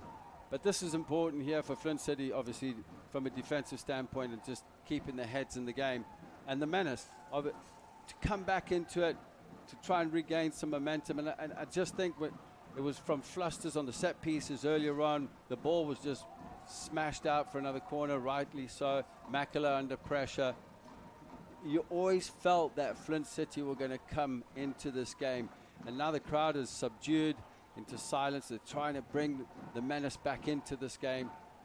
And maybe a couple of things might need to change off the bench. I mean, normally around the 65th minute mark. And I saw the coaching staff talking to a couple of the players. So we might see it. So many quality guys off the bench, but the starting 11 looking to get a second. Brewer sends it in off Bakhtarak's knee, and Bakhtarak will clear it. Nice work by Langen, but a little too physical. He'll give away a free kick. Dean Johnson is furious on the Menace sideline. He is trying to plead his case, but won't get anything out of it. Slade will move it out left. Trujillo wants to play this one in. He does so. Backwards header as he falls, nothing there for Anelli. Cisse running all the way back to challenge that ball. Goldthorpe goes down, no foul. Bakhtarak again getting his big body in the way, making it difficult for Menace to operate in that kind of 15 to 25 yard space from goal. That's where they like to be. They like to string passes together here, and they just don't have the space to do it right now. Another missed pass. No, and it was great to see Sharp Brewer in the attack down the right-hand side. That's where he's needed. He's just shown his ability there, getting in behind the defenders, catching them off guard. And, you know, the delivery, Bakhtarak, it was his height. He was on the near post. It's going to be difficult to beat him.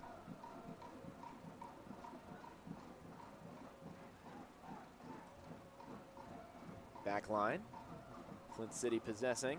And now they can be a little bit more patient. They'd obviously love to get a second goal. Both sides would.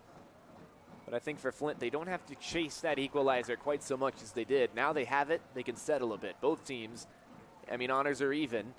It's up to who outplays the other in these next 30 minutes and potentially more than that.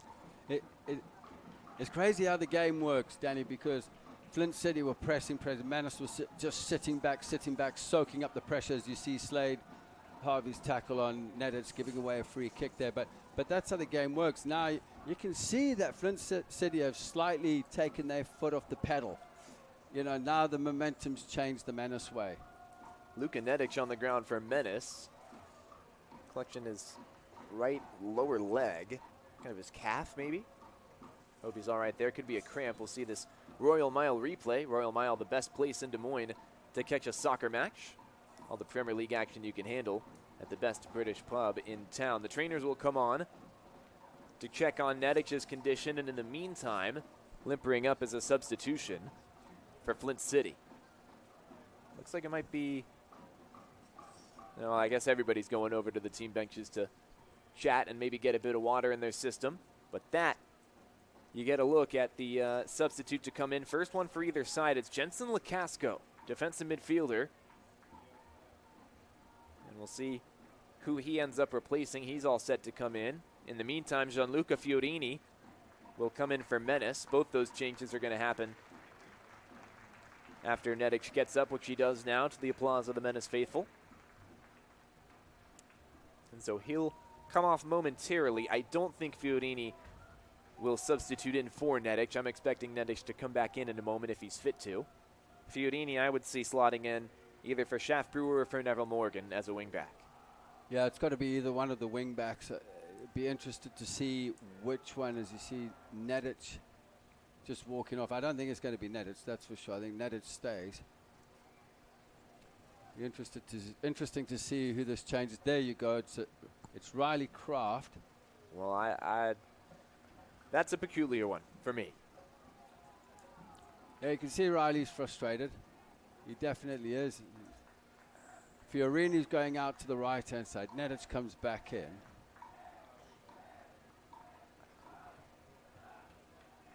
Padilla. Yeah, Brian Padilla is also in. I just wonder if they didn't make two substitutions. I think Padilla would have come in for Kraft. I highly doubt Fiorini would have replaced Kraft. Kraft is off. Brian Padilla is on. That's an attacking midfield like-for-like switch. Meantime, that was a chance for Jeldrick Dahlman to go the other way. But it's dispatched. They'll try again. So we know Padilla is in for Riley Kraft. Gianluca Fiorini also figures into this lineup somewhere. And maybe it is Nedic who ended up coming off. So Fiorini will slot in. I think replace him in that defensive midfield role. Also, I see that Shaft Brewer now has moved up front. And then in behind them in the 10 position is Vega. So Fiorini out to the right. Godwin still, Neville Morgan still on our near side. Padilla on the right, as you see Fiorini just intercepting that pass. So just personal changes, but positional changes as well. And I think trying to get Shaft Brewer up front, maybe his pace and behind. Maybe he can get him behind Bacharak or something like that. Just trying to change things up because they really need to make something work if anything's going to change here. So Padilla is in midfield. Meanwhile, another chance for Flint City. Had a chance to go up 2-1 there, but it's snuffed out. Going down, looks like Padilla and Shirley, a yellow card here. It is. And it'll go to the Italian, Ideal Shefchetti. Shefchetti in defensive midfield picks up a yellow. Second of the evening for Flint City. Yeah, definitely a foul. Shefchetti wasn't too happy about it as you look at this again. Padilla just, yeah, definitely a foul as you see there in the replay. But just, Shefchetti did well, broke down play. But I think the personnel changes are good changes here for the Menace. I think Dean Johnson has made some good changes, added in some flair, obviously with, Brian Padilla. He offers so much as well going forward. On the back line, Connor Langen for Menace. Ever since that equalizer for Flint City, understandably so, this, it feels like a record crowd out here at Valley Stadium for the season, has been quiet. Air taken out of this stadium. 1-1 right now, anybody's contest. Morgan. Cupid. Padilla plays it to Roseboom. Brewer. Out wide, Fiorini. Low cross, Mimi's there. Booted away. Long ball, Dahlman tried to get there. Sewell was there first. Full extension push on Dahlman and no call. It's knowing when to use that physicality in the right moments. Here's going to be another opportunity on the ball for Lance Roseboom on the pass from Brian Padilla. Just noticed off the ball, Goldthorpe and Vega going into the same lanes in the half space there. The movement wasn't quite right, so they should have actually just angled off. It's okay to have two players in the same vertical lane, but make sure there's an angle on it. There were two square. Roseboom was trying to get the ball into one of them. Ball intended for that right side of play. Fiorini was the target, I believe, on that occasion, but caught out. Here come Flint City the other direction. This is where they could be bad news for the home side. Quaynor. Shefchetti. Trying to find the pace of Amadou Cisse. Livonia, Michigan native, but he couldn't get there. Cisse Talked about him in the first half, at halftime. Here in the second half as well, he's made himself known. Madonna University Crusader, where he played his college soccer. So he mentioned from Livonia, Michigan. Here's Devin Vega. Sends it out right. Fiorini runs onto it. Gianluca Fiorini, the Italian. Goldthorpe, right edge of the box, cuts back. Once across, finds it. The header is wide. And a goal kick. Shaft Brewer up top, got his head to it. Great cross from Goldthorpe. Just couldn't find the back of the net.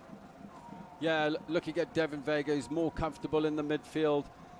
He played the ball out wide. Look at this delivery coming in left-footed from Goldthorpe. And it was just headed wide, wasn't quite on. Substitution to bring you.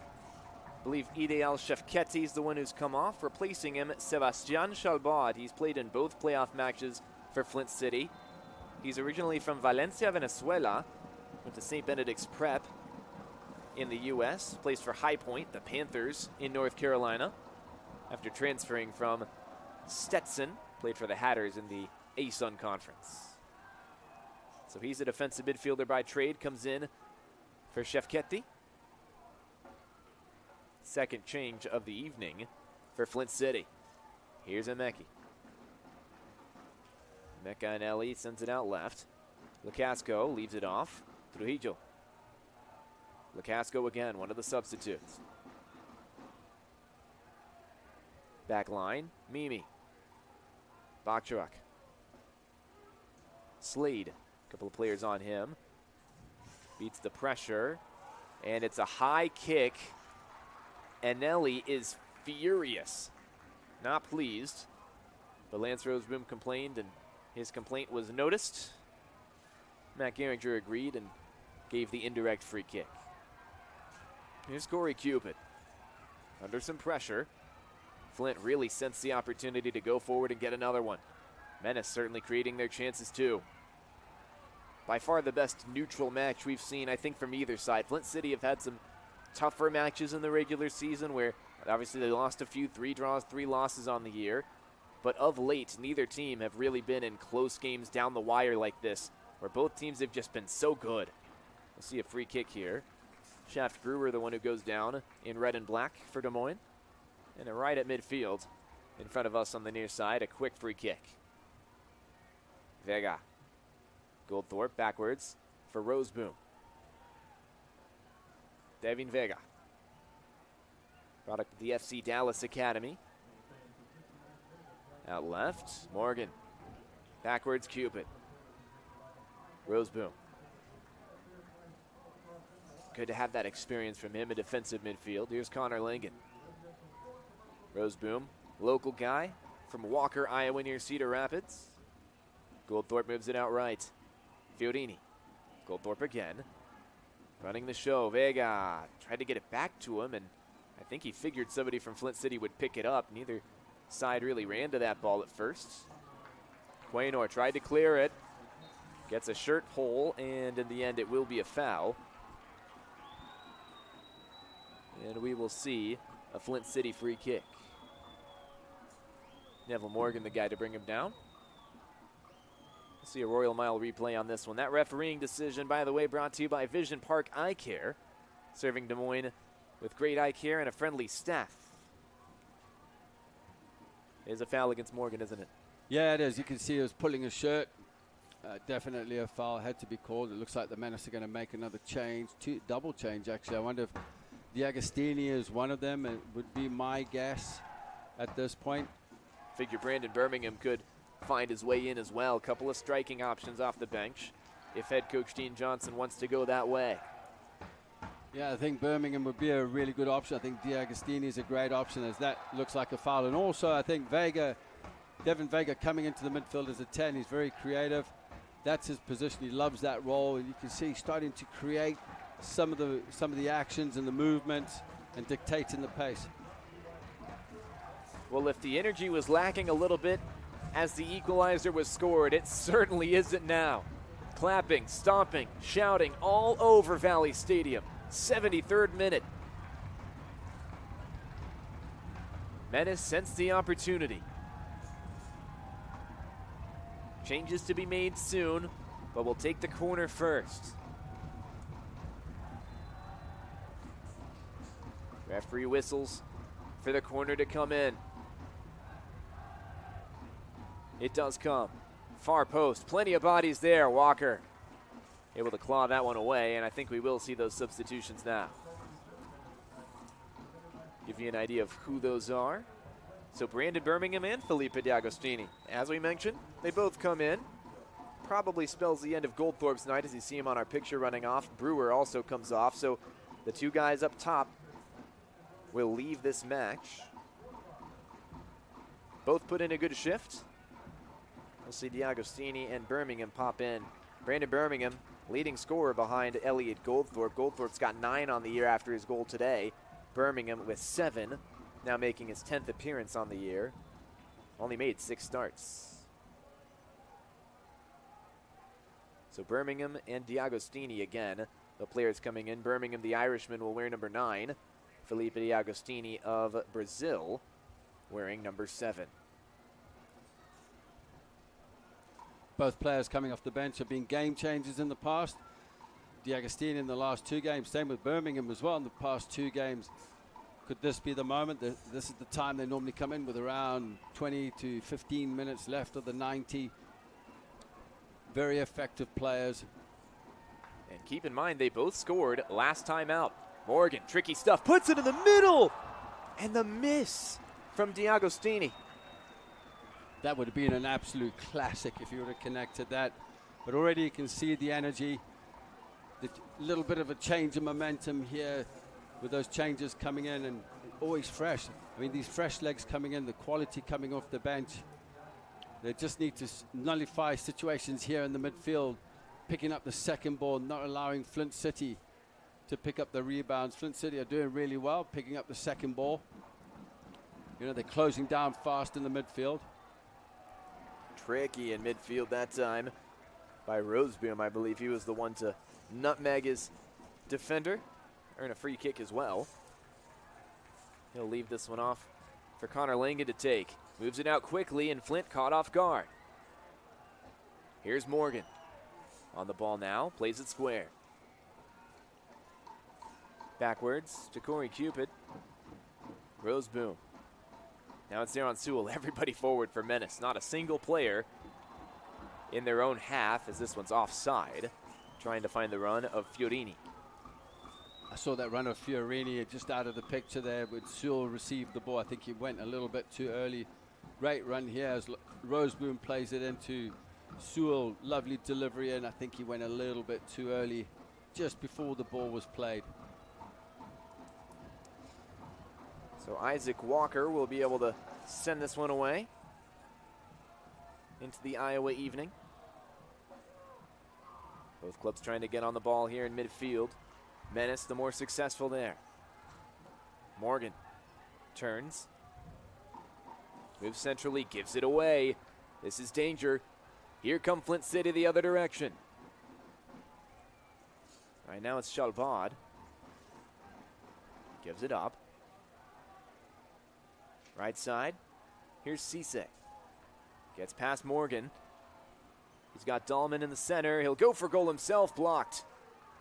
Vega sends it out to the right side. D'Agostini lays it off. Fiorini for Padilla. Morgan. So many attacking players in the Menace 11 right now. You know what their plan is and what they want to do. Extra time is not in their plans, and something to keep in mind. For those who consider prior history in these types of matches, on 3 separate occasions have Flint City Bucks and Des Moines Menace played beyond 90 minutes. Twice gone to penalty kicks, once had this one end in extra time, I should say. In none of those 3 did Menace end up winning. Flint City 3-0 when we play more than 90 minutes, something to keep in mind as that result nears. Ball given away by Vega, not a good touch. Dahlman, a bad touch on his end as well, but Flint City will hold on. And Ellie moving up the left, clipped, taken down. Free kick left side, another yellow card is in the hand of the official, and it is raised in the direction of Gianluca Fiorini. He's carded. And Jean-Luc has just come into the game, giving away a free kick there. In transition, there just needs to be an instant recovery as quick as possible, especially in the wide areas from what I've seen. Cisse on our near side here was absolutely bombing forward, and if that ball was switched out, the Menace could have been in trouble. But Fiorini just giving away a free kick again in a dangerous area. When you look at Bacharach now up front there, the towering frame of Bacharach, and then Dolman as well wearing jersey number 12, and obviously the goal scorer Harvey Slade is in the mix up there. Yeah, Slade had the goal on the header last time. It was perfect form. Put it in a great area, the captain in midfield. Slade's there, Dahlman's there. Pair of 6'4" guys. Bacharach up there as well, also 6'4". None of them really in front of the goal right now. All to the right.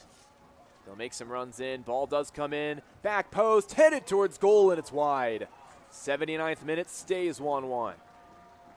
And again, there was Bacharach at the far post. He's so dangerous. It was a pinpoint delivery there from the far side. In swinger, Bacharach getting his head to it, just glancing it wide. He was under pressure there from, I believe, Corey Cupid. He had Zero and Seal, and Makela diving to his left, making sure that ball went out.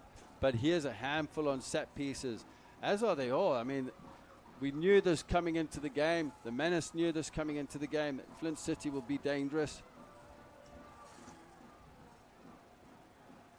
Referee just coming in to settle this one right now. Grant Makela making the correct case that Dahlman was in the box, can't be in that 18-yard box as a defending player on any restart of play, whether it's a goal kick, free kick inside that defensive 18. Sorted all that, though. Here's D'Agostini. Lacasco trying to win it back. Can't do it. D'Agostini gets through a couple of players. Mimi knocks him down, and Mimi will surely be booked for that. Yeah, you can see the referee's got his card out already. It was a great run there from D'Agostini. This is where he's dangerous. When he's running at players, he's effective. And Mimi does receive the yellow card. So Mimi and Bacharach, if memory serves, are both on yellow cards, both the center backs for Flint City. But look at the skill there from D'Agostini. Fakes the ball out wide to Birmingham. Just tries to get past Mimi. Minute number 81. And an opportunity for Menace. Free kick chance. Devin Vega to the right of it. Brian Padilla to the left of it. On your screen. Opposite from their view. Vega on the left could put in an in-swinger with his right foot, and Padilla could do the same thing with his left. Ball comes in, directly at goal. Walker makes the save. Quaynor clears. And it's a Menace throw, they take it quickly. Energy's palpable here. D'Agostini. He's a tricky dribbler, gives it away. Throws boom. Wide. Fiorini plays it off of a Flint City defender. That one touches Flint City last once again. Out for a Confluence corner kick. Well, great passage of play there by the Menace. One from the free kick there from Paida. Saved by Makela to his left. My apologies to Isaac Walker. I'm just, goalkeeper's getting all mixed up here, but Isaac Walker diving to his left, punching it out. And then D'Agostini did well, holding on to the ball. Now the Menace have a corner. There's been a change in momentum. Confluence corner comes in. Player goes down, nothing. Vega. Backwards, Menace still in the area. That cross back in is deflected. D'Agostini flicks it on left side, headed away by Bacharach. Still in the area, Morgan beats Bacharach, and he gets back in time. This time it's a goal kick, 83rd minute. Still nothing separating Flint City Bucks and Des Moines Menace. I tell you what, there's now a little fire in the Menace right now. Vega, look at this. He'll bring the ball down here, a little bit of skill, just wraps his foot around it. He's so composed on the ball here. Neville with a little chip over Bacharak's head. Didn't quite connect it. Was just leaning away from the strike. Big boot from Walker. Finds Menace immediately. That'll go out for a throw. Oh, a little bit of extracurriculars between Vega and a much bigger Eugene Quaynor. Well, Vega's standing up to him, that's for sure. It doesn't matter. It just needs to stay out of it, stay focused. Quaynor might just agitate him a little bit, just to try and put him off his game. Sebastian Chalbad winning a throw in for Flint City across midfield. Neville Morgan touched it most recently. Quaynor. Ghanaian right back. Surveys his options, throws it in. Flicked along the right side. Dahlman trying to get on the end of it. Well defended. Cleared out. Header from Birmingham. Vega. Players running with him. D'Agostini. Cuts inside, makes a pass. Vega, the shot! It's wide. Brilliant leak-up play. Counter-attack was on point. The finish wasn't there. Stays 1-1. But that's a counter-attack the Menace are about. The pace of Vega gets on the board, just getting the ball down quickly down the left-hand side here for D'Agostini. D'Agostini does well with the outside of his foot, finding Vega, looking to bend it around Walker, but doesn't quite get enough on it. So the momentum with 6 minutes to go here. The Menace are really starting to push and push and push to try and get this winner within the 90 minutes. I'll be interested to see what Flint City try and do. Are they going to try and just sit it out till the end of the 90 minutes? Cisse's been a little bit quiet, but you've got to be aware of that because he might spring into action. You know, you never know with him. Night is falling here in West Des Moines, but the temperatures, the emotions, the pressure is rising. Corey Cupid switches play. Connor Langen's got it. Looking at the bench, still 5 more changes out of the 7 that Flint City could make. For Menace, only 3, and for both of those, goalkeepers are included there. 2 outfield players for Menace to call upon, and 4 for their counterparts in Flint City. This one headed away acrobatically by Trujillo, and he did knock down Fiorini, but Fiorini will be the one to concede the free kick. Brian Padilla would like to make it very clear to referee Matt Geringer that he disagrees. Yeah, I'd like to see this again because it's hard to say from here whether Fiorini just stopped in his path as we look at this.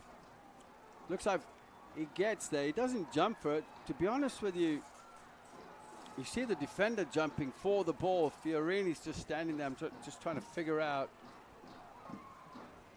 if that was the right call or not. It's hard to say, though. It's hard to say because Fiorini was stood. Was he looking at the defending player coming across? Great look at it on that Royal Mile replay. Hats off to all our camera people down on the field doing a great job here on CISN. For me, the argument I see that that's a free kick for Flint City, for me it's the fact that Fiorini comes into that space, right? A lot of times you talk about the space that somebody is entitled to in the run that they are making. I think in that case, Bacharach is jumping for the ball. In a sense, he's defenseless, and Fiorini is kind of in his space there. It's so tough to tell. So many things that the referees have to keep in mind, but that's the only argument I see for the free kick of a result that we've seen. Yeah, and on your point there as well, Danny, I think if Fiorini would have jumped to challenge for the ball, it could have been a different outcome. Different. Yeah. So interesting, too, that when you challenge and make contact with the player, that almost makes it a more legal play. Running into the table happens to be owner Kyle Krause's table, and he's displeased. He is making his feelings known. And we could see some very interesting stuff here. Matt Geringer has a lot of people talking to him, and we'll just see where this yellow card goes. I believe it's gone to Eugene Quaynor, and I think that's the right call. I don't think there was anything fully malicious. Let's get a Royal Mile replay on this. Quaynor's got the ball, tries to just beat Morgan, doesn't do so. I don't think there's anything malicious in that, but the way that Morgan falls definitely falls into a table. That's a tough fall, and I think in any case, when you extend the arm like that, the deliberate push, it's a yellow card no matter whether you run into a table or not. Yeah, I think I'll agree. There was the pushing behind there by Quainoy. You have a look here. We've got a double substitution coming up on the far side, but there again you see it. And that poor kid on the sideline gets taken out. And you can see the frustration there. And also Carl Kraus, the owner of the organization, just having a go. How many yellow cards are we on for each side now? Is it 4 apiece? 4 apiece right now, yep. My goodness, testing my math. Coming in, Aiden Kyra, the Australian, and Abdul Kuku, also an Australian, so a pair of Aussie substitutions. Jildrick Dahlman is off. And you'll also see Harvey Slade leave, so a pair of tall players in the center of the park are leaving this match. Kuku should play in Harvey Slade's spot as a midfielder, likes to get forward. He's also 6'3", so he's not exactly short either. And Aiden Kyra is up top. Both from Sydney. Kyra plays with the UNLV Runnin' Rebels. Abdul Kuku playing with the Florida Gulf Coast Eagles this fall. He's playing in the ASUN in Fort Myers, Florida, after transferring from the Seattle Redhawks. A lot of Seattle Redhawks earlier today at Ballard FC. We're back underway. 1 more minute of regular time, and there's no possible way we end this at 90 minutes. I guarantee you we're going to have some stoppage time here. Going down, Padilla. Free kick, Menace. Cupid on the quick take. Switches the play. Long for Langen. Gets there in time with a back heel. Sewell. Padilla all the way on the back line, the attacking midfielder. No shape anymore for anyone. Every man for themselves. Ball given away. Mimi shakes a tackle. Taken away. Padilla with the interception. Birmingham backwards. Vega, another giveaway. Flint City potentially on the break. Sebastian Chalbot. Well defended. And another throw-in for Flint City. To be taken quickly by Lacasco. Sends it backwards. Both teams at this point can't afford to make mistakes because they are getting mentally tired. This could go to extra time, an extra 30 minutes, 2 halves of 15 minutes. But it could end here. You never know with the extra time, injury time that's going to come into place, allocated by the referee. But you've always got to stay mentally tuned in. Simple mistakes, the square ball can affect you. It can be costly in the end. We're hearing 4 minutes is the allocation from the center referee. Seems about right. We've seen plenty of bookings, plenty of stoppages. That equalizing goal, of course, from Flint City, all in the second half alone. 3.5 minutes to play at least. It's a minimum of 4.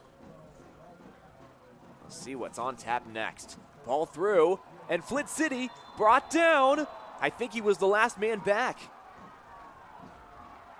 And it's a sending off.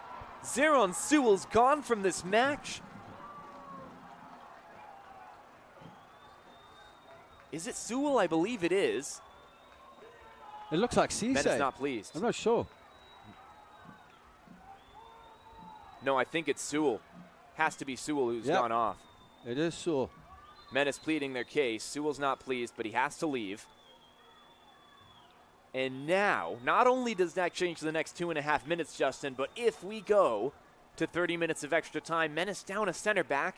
Not just any center back. The guy in the middle who has orchestrated this back line all season long. We'll see it again. And it's this touch here. Oh, is it enough? Doesn't look like enough to Danny, me. that's hard to say. They both challenged for the ball. Cisse came off second best. I mean, Zeron Sewell's got to be a little bit upset with the decision, to be honest with you, because Cisse just bounced off him. When you look at the ball that was headed back, it went back into Makela. Again, it's a dangerous situation. I thought Cisse for diving for some reason because he ran over to the AR. But as you have a look at this here, I see where it's coming from. Yep, from this angle, great camera work from Rachel down there, as you can see on the far side.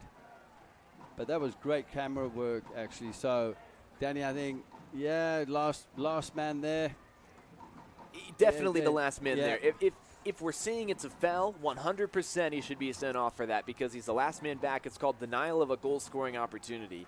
As a referee for a few years, the criteria that they tend to give us in the center with the whistle as far as what's a foul and what's not, just in general, is if you're playing the ball and you use your shoulder rather than extending your arm, tends to be legal. But where it gets to be the referee's opinion is if you're not playing the ball and you're running into a player, especially from behind like there, could be a different story. In any case, Menace down to 10 men. Just to confirm, Zeron Sewell's been sent off, direct red card.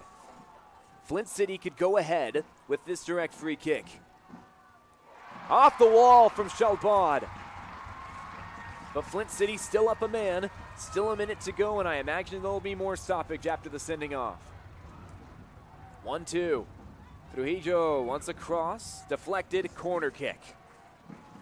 I'm just interested to see how the shape's going to change.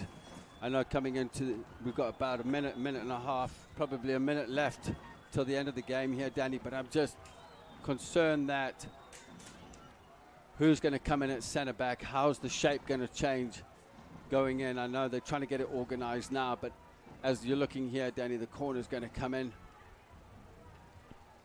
Maybe not. This is the time to make the change now. We'll see a corner kick first. Menace making the change before the corner kick, I should say.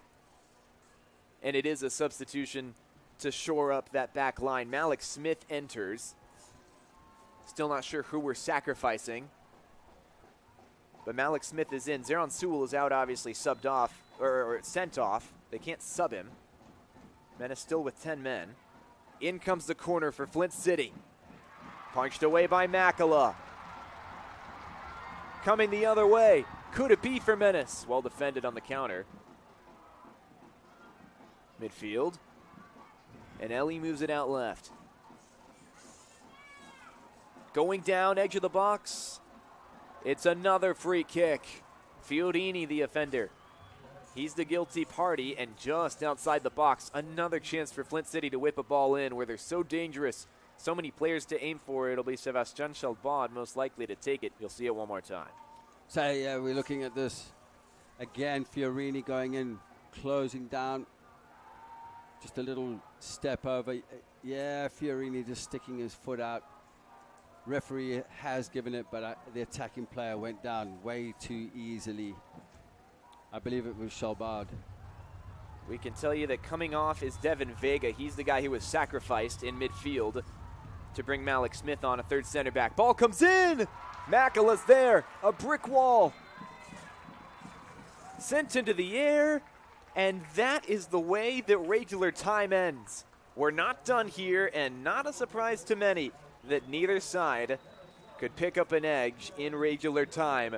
30 more minutes to play in 2 halves of 15. We'll set you up with the format and what's coming next all in just a moment. We'll catch our breaths for a moment here at Valley Stadium in the press box, and we'll take a quick break. Be right back with you for extra time action on CISN.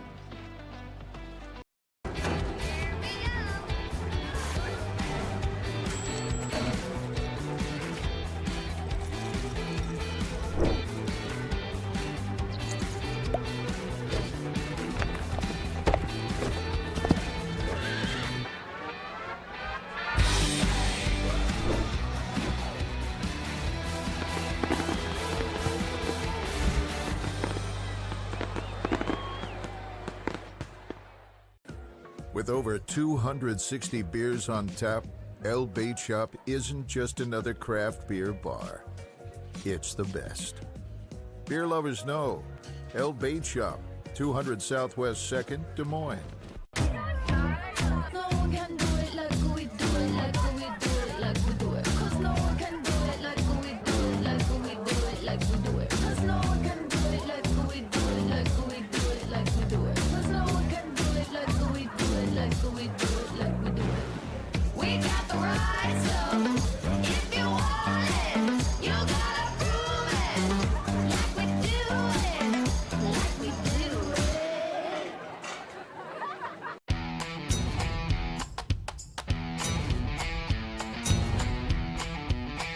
Largest selection of German beer in the world, you'll find it at the Hessen House. From Doppelbox to Oktoberfest to Hefeweizens and Dunkels, there's no passport needed for the deliciously different beer and food at the Hessen House. So grab your friends and make it a fun night out. The Hessen House, 4th and Court, Des Moines. It takes a village to empower a young person to achieve their full potential. Yet today in America, 1 in 3 kids are growing up without a mentor. Together, we can change this. You can be that someone for a young person by becoming a mentor. Join the village. Big brothers, big sisters. Become a big today.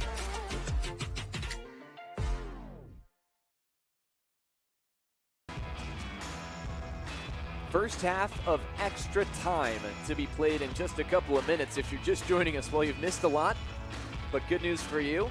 All the best action is coming up in a moment. Des Moines Menace 1, Flint City Bucks 1 here on CISN, the Central Conference Final in the USL League 2 National Playoffs. Winner stays here in Des Moines to play on Sunday in the national semifinal. Again, 1-1 the score, and what an action-packed second half we had. The equalizing goal from Flint City. You knew it was coming. They hit the woodwork twice in the first half, and then the real dagger that's got Menace fans pretty worried here at Valley Stadium is that sending off for Zeron Sewell. Now Menace down to 10 men. They had to sacrifice attacking midfielder Devin Vega to put on Malik Smith, the reserve center back. And Smith's capable. That's not the problem, is Smith being in the lineup. The problem is losing that guy in midfield. We talked about it in the break, Justin. They had already, Flint, been pretty dominant in that midfield role, in that midfield area. Now with one less player to mark those guys, could be trouble for Menace. Well, this is what it's all about. Pull the extra energy, extra graft. They're going to have to pull that energy from somewhere now, the Menace, and just work extremely hard. Malik Smith, I mean, he's played there before. He was a starter in this lineup. He's been out. Now he's back. Brandon Birmingham set to send this one away. We'll play to 120 minutes. If you're not familiar, we'll play FIFA-style rules, classic, extra time. It's not golden goal. We'll keep playing whether goals are scored or not until we get to 120. If we're still tied there, then we'll go to penalties. Well, let's not cross that bridge until we come to it. First half of extra time underway. 91st minute of play. Menace moving left to right in their red and black home strip this evening. Flint City in white, blue, and white. Reminder of the lineups for both teams. Makala's in goal, Cupid, Smith, and Langen on the back line. Morgan, Padilla, Roseboom, and Fiorini, midfielders. Birmingham and D'Agostini up top for Menace. Going the other way for Flint City. Isaac Walker's in goal. Quaynor, Bachuak, Mimi, Trujillo are the defenders. Early shot, that one's deflected. It took a touch off the effort from Emeka Eneli. Eneli joins Kuku and Shalbad in midfield, both those players being midfield changes. Amadou Cisse, Jensen Lacasco, they're the outside wingers, and Aiden Kyra is up top, the Australian, for Flint City Bucks. Lacasco moves it out right, Quaynor. Long lifted ball. Nothing comes of that. 92nd minute. Makala's got it. Moves it out to Langen. Less pressure from Flint City early in this first half of extra time. You wonder if that'll be how they play this one all 30 minutes of extra time, both halves, or if it's just a calm before the storm. Yeah, I'm just looking at how both sides have lined up, and obviously Flint City are now pushing players forward. They're overloading in the midfield. It's interesting. I'd like to see maybe Neville Morgan tuck in a little more, especially when the ball's on our near side here for the Menace, just to make that midfield area a little congested, because it's overloading in there for Padilla, and obviously it's going to happen. And Roseboom, and look at that diagonal ball again in there, but well covered there by Neville Morgan. D'Agostini plays it backwards to Morgan. Kicks this one long. Picked up by D'Agostini. Trying to move through a couple defenders. Taken down. No foul. We keep playing. Eneli. Dublin, Ohio native, plays for Cornell in the Ivy League. Drops it off for Shalbad. His pass out wide to Cisse, intercepted. Birmingham puts his head down. Can't get anything going down that left side. Quaynor picks it up. Look at that recovery run from Cisse, tracking back to help get Quaynor win the ball there off Cisse. And Cisse, look at him again, he's on the far side. If Menace can contain this first half of extra time and just go through the momentum phases of play, it's going to take one chance on their end as far as a counter-attack, a ball in behind, just catching Flint City at the back, napping, which I doubt right now. I mean, they had their one chance in the first half with Bacharak when Goldthorpe scored. But other than that, he's been pretty consistent all the way through with his partner at the back, Mimi, who's also on a yellow card. Yeah, both center backs for Flint City. One yellow card away from being in the same spot that Menace are in. And Ellie, the Nigerian citizen, grew up in Dublin, Ohio, and was originally born in Lansing, Michigan, so he's been all over. Now it's Bacharak. Wide for Quaynor. Bacharak again. He's on a yellow. It's his second yellow of the season, or of the playoffs, I should say. Shalbad moves it out wide, Quaynor. Bacharak. Mimi. Long ball. It's got legs and too many, but it's given away. Cisse. Anelli goes down, picks himself back up, lays it off. Lacasco has a shot, it's saved. Cleared away by Menace. Counter-attack potentially. D'Agostini's on it. Plenty of players to beat, and he goes down. He'll win a free kick for Menace. Bacharak playing around with it, and he's awfully risky from him to play around with it and delay the restart, because one yellow card for a delay of game sends him out of this match. Yeah, he's already on a yellow card, Danny, and I think he realized that and walked away. It was a little bit nerve-wracking over there for the Menace, because Cisse just managed to get inside Cupid and Neville, and one of them was pulling at his shirt in the penalty area, and he didn't go down, so a little bit of luck there on the Menace side. I think if he did go down, that would not have been enough to warrant a penalty kick. Well, you never know right now, do you? We've true. seen quite a bit, haven't we, Danny? That's true. We've seen a bit of everything. And I still maintain that everyone involved in this one deserves a pay raise. When we go to extra time, especially that referee crew, they've worked so hard already. Matt Gehringer has not had an easy night, and it just keeps continuing for him. But for the fans, I mean, it can't get any better than this. Menace would obviously like to have won this in regular time. They've never beat Flint after 90 minutes. We spoke about it earlier in the second half, but so fun for the fans to get to see extra soccer, and for the neutrals watching here on CISN, YouTube, or 11 Sports. We appreciate you guys, first of all. Man, so fun for them, too.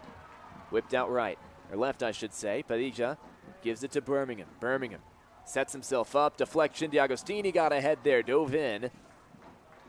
Couldn't direct it towards goal. And a goal kick for Isaac Walker. 97th minute. We got 8 more to play in this first half of extra time, and then 15 more in the second.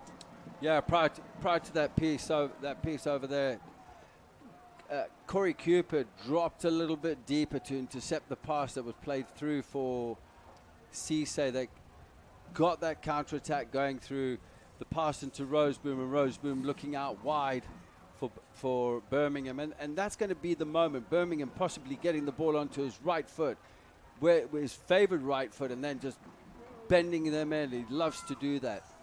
Cisse try to get around Cupid. Hit the side netting.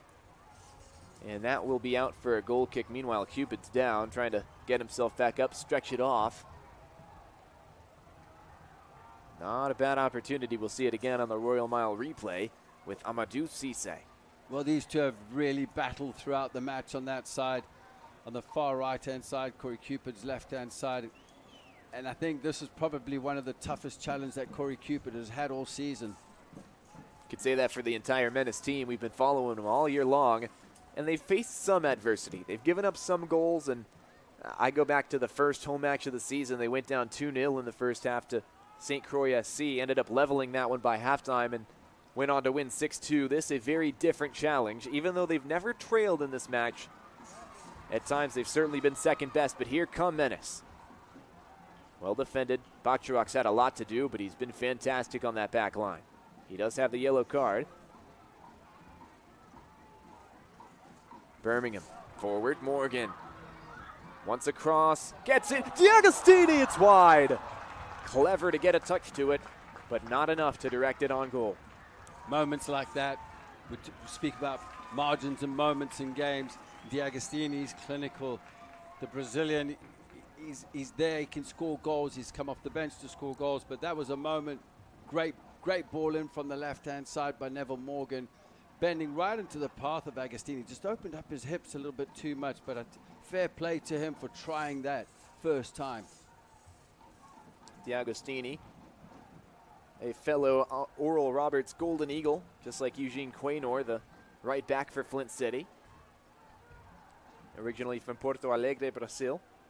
Was the Summit Conference Newcomer of the Year for Oral Roberts in 2021 last season.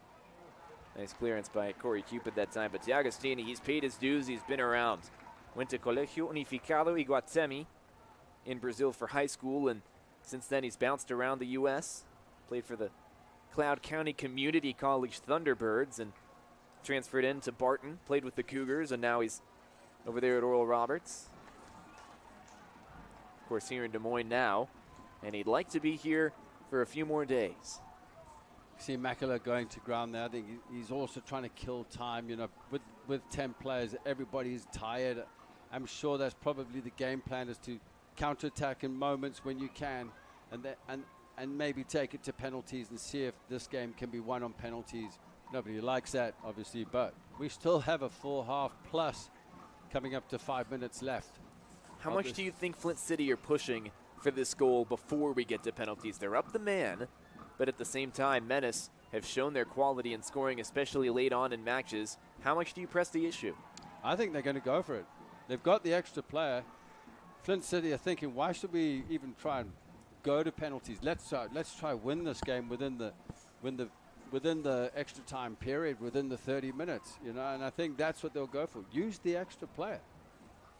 And I'm curious to see. So far, they haven't pressed forward a whole lot. They haven't really gone for that goal. Of course, they've had the ball in moments like now, but I wonder if they're just trying to wear Menace out a little bit more, and maybe in this second half, those last 15 minutes is where they really hit the gas pedal, try to catch them out.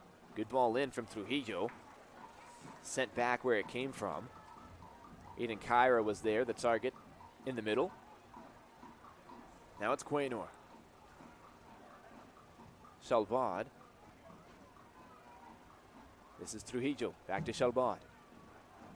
Now it's Lacasco. Abdul Kuku.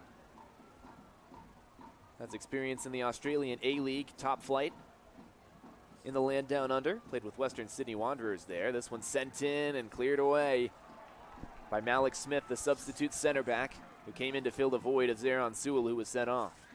102nd minute. 3 more minutes or so to play in the first half of extra time. Trujillo. Lacasco wants the cross, finds the cross, headed in, and it's over the bar. Yeah, it was a tired header at the end of the day there, but what a crossing, and it was a beautiful ball played in with the right foot, bending away, eluded the first defender, and then unfortunately you could tell it was just kind of a lazy header at the end of the day. Could have been something, but the Menace, you can see how they're just sitting in on the edge of the penalty area, keeping their shape. Obviously don't want the ball to go into the wide areas and their danger areas with Cisse and so forth. But Trujillo on this side, we can't take him out because he's been effective, getting the ball on his right foot. He swings them in, especially when there's no pressure on him. He likes to press forward, does the left back. As you can see him now on the ball. The Menace just need to get behind the ball, keep it contained. That's fine for them. Flint City wouldn't be happy with that because they want to get forward. They want to score a goal within the period of time that they have. Shalbad plays it backwards. Quaynor. Bakhtarak. Long from the midfield circle. No one there. Makela claims it. 103rd minute. Makela, the Destin, Florida native, will pick it up. He's got experience from a long time ago. Played from 2012 to 2014 with the Panama City Beach Pirates. Back in the, what was called the PDL back then. Of course, Menace been around much longer than that even. That was in his high school days. Was in between the sticks for the Pirates. Nice run down this left side from Anelli. Moves it down the right to Kyra, but couldn't find him. Kyra clashing with Morgan. Roseboom picks it up, and they'll go back. No advantage to be found for Menace. Yeah, good decision there by the ref. Corey Cooper did really well there. Just cutting that ball back inside Feggy. He had no options up front. Birmingham was on our near side, hadn't made the run. There was no options, decided to cut it in, passed inside, taken down. Advantage played, wasn't given because of the pressure, especially that area of the field. I'd rather take the free kick. Roseboom can't get there. Flint City there first, headed forward, nothing doing. Backwards for Makela. Langen. Lots of space for Connor Langen. Roseboom back for Langen. Long ball in the air. Touchdown. Well defended. Nothing there for Fiorini to exploit. Flint City, chance to break. Players forward. Cisse out wide. Looking for him again, nothing there. Both sides just trying to carve out that chance. That one goal that would put them ahead. Yeah, that interception there, 2 interceptions by Corey Cupid. Critical at that moment, especially when he had Cisse on his left shoulder. 2 critical moments in the game there. But Fiorini giving the ball away here could have been really dangerous. Caused the counterattack. Chance going forward for Flint. That could have been the last action of first half number 1. Yes, it is. 15 more minutes gone. 105 are in the book. 15 more to play before the potential for penalties on a very late and gradually getting later evening in Des Moines, Iowa. I don't think we're done yet. Flint City 1, Des Moines Menace 1. 15 more minutes for sure, and maybe some more after that. Stick around to find out on CISN.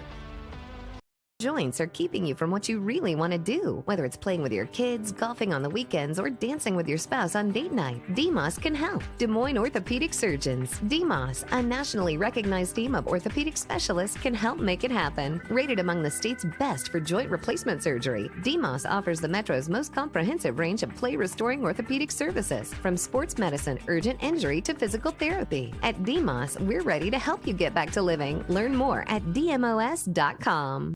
Hi, it's Amanda with Holt's Plumbing and Heating. With inventory tight, Holt not only anticipated the need, but took the risk of stocking up on our most popular products. While our competitors scramble to find furnaces, air conditioners, and water heaters, we have plenty of stock, ready to be installed. Even though we have extra products, now we see demand at an all-time high. To sweeten the deal, we are also offering 0% financing on your new purchase.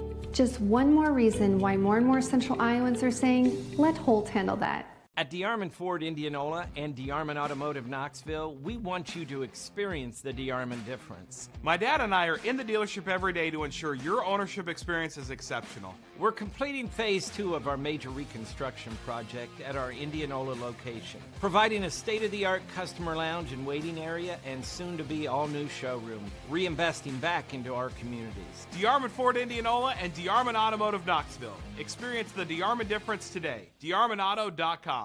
It takes a village to empower a young person to achieve their full potential. Yet today in America, 1 in 3 kids are growing up without a mentor. Together, we can change this. You can be that someone for a young person by becoming a mentor. Join the village, big brothers, big sisters. Become a big today.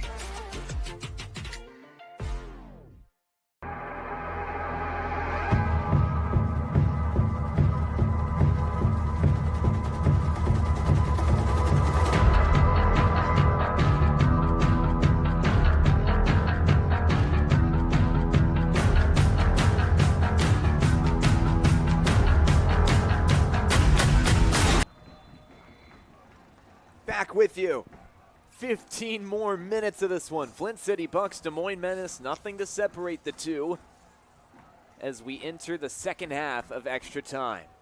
Flint City a man up, we should remind you. Zaron Sewell getting sent off. And that has Menace in a more precarious position than Flint City, but even with that not being the case, pretty much all match long without the man advantage, more or less Flint City have been the better side.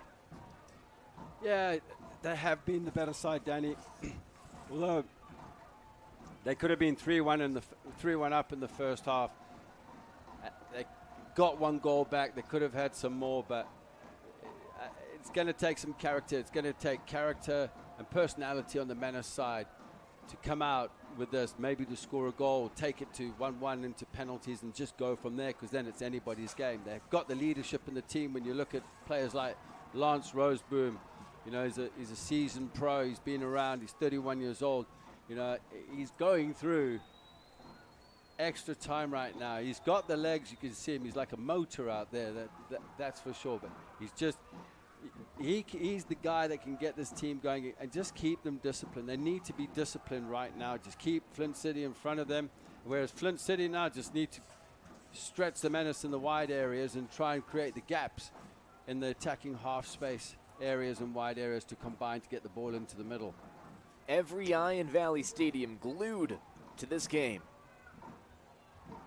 Still no idea who will take this one. But we know the winner plays Ventura County Fusion on Sunday. Keeps their season alive. Kyra offside. Menace relieve a bit of pressure that time. 13 more minutes and any stoppage time to play. And I think for Menace, getting themselves over the line to 120 minutes, forcing penalties, would be a win for them. And that's something that we rarely say about this team. But I think on this occasion, it rings true. Yeah, I'm with you on that one, Danny, because it's been a hard game. It's like for both teams, it's been the hardest games of the season. You know, and you can see they're both fighting two great organizations out here, battling it out there on the field. They're going to leave it out there, but this is what it's about. The USL Championship, the Central Conference Final. You've got your best teams in it right now for a place in the national semifinal on Sunday against Ventura Fusion. Chris Inman and Joel Nash are here with us from the USL League 2 office, watching the proceedings here in Des Moines, West Des Moines more specifically. 108th minute. Free kick Menace. Ball in the box, and Isaac Walker has some easy work in the end. He'll take his time.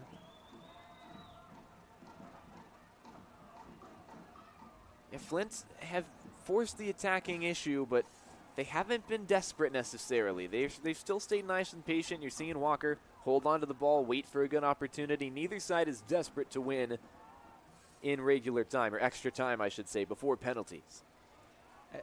Here's what Flint City do. They wait for that moment. They're very, very, very patient.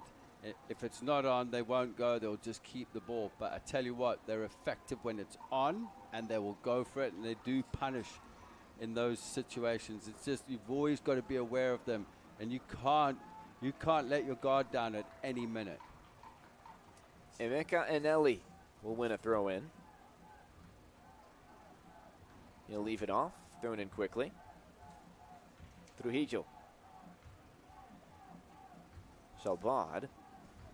Back to Trujillo. Now it's Abdul Kuku. Bad touch in midfield, given away, and a Menace throw-in. 10 more minutes. Clock keeps counting down for Menace. It feels like another 100 minutes to play. For Flint, it'll go by quickly, you imagine. Yeah, 10 minutes, like you said, can feel like 30 minutes and 40 minutes. It goes on and on. You're just like, when is this going to end? When is it going to end? As the Menace pick up a free kick here. It just slows the game down. Fiorini or Padilla, it just slows the game down, and they can kill some time on the clock as well, as the referee hands out a yellow card to Cuckoo for an infringement earlier on, actually. So Abdul Cuckoo goes into the referee's book. I don't know how many yellow cards is enough for you to say it's a night with plenty of bookings, Justin, but whatever threshold we've hit now, 9 between the two? 9 between the two and a red card. That seems like plenty for me. Ball comes in, headed away by Bakhtarak. Padilla gets on it. Bakhtarak deflects, still in the area. Bakhtarak with great defending 3 times over. And now he's sprinting forward. Look at the center back. It's sprayed out wide instead, and not a good decision or a good ball. It's Anelli. He'll play it to Cuckoo. Abdul Cuckoo. Cuckoo just receiving confirmation of that yellow card to him, the substitute from Sydney, Australia.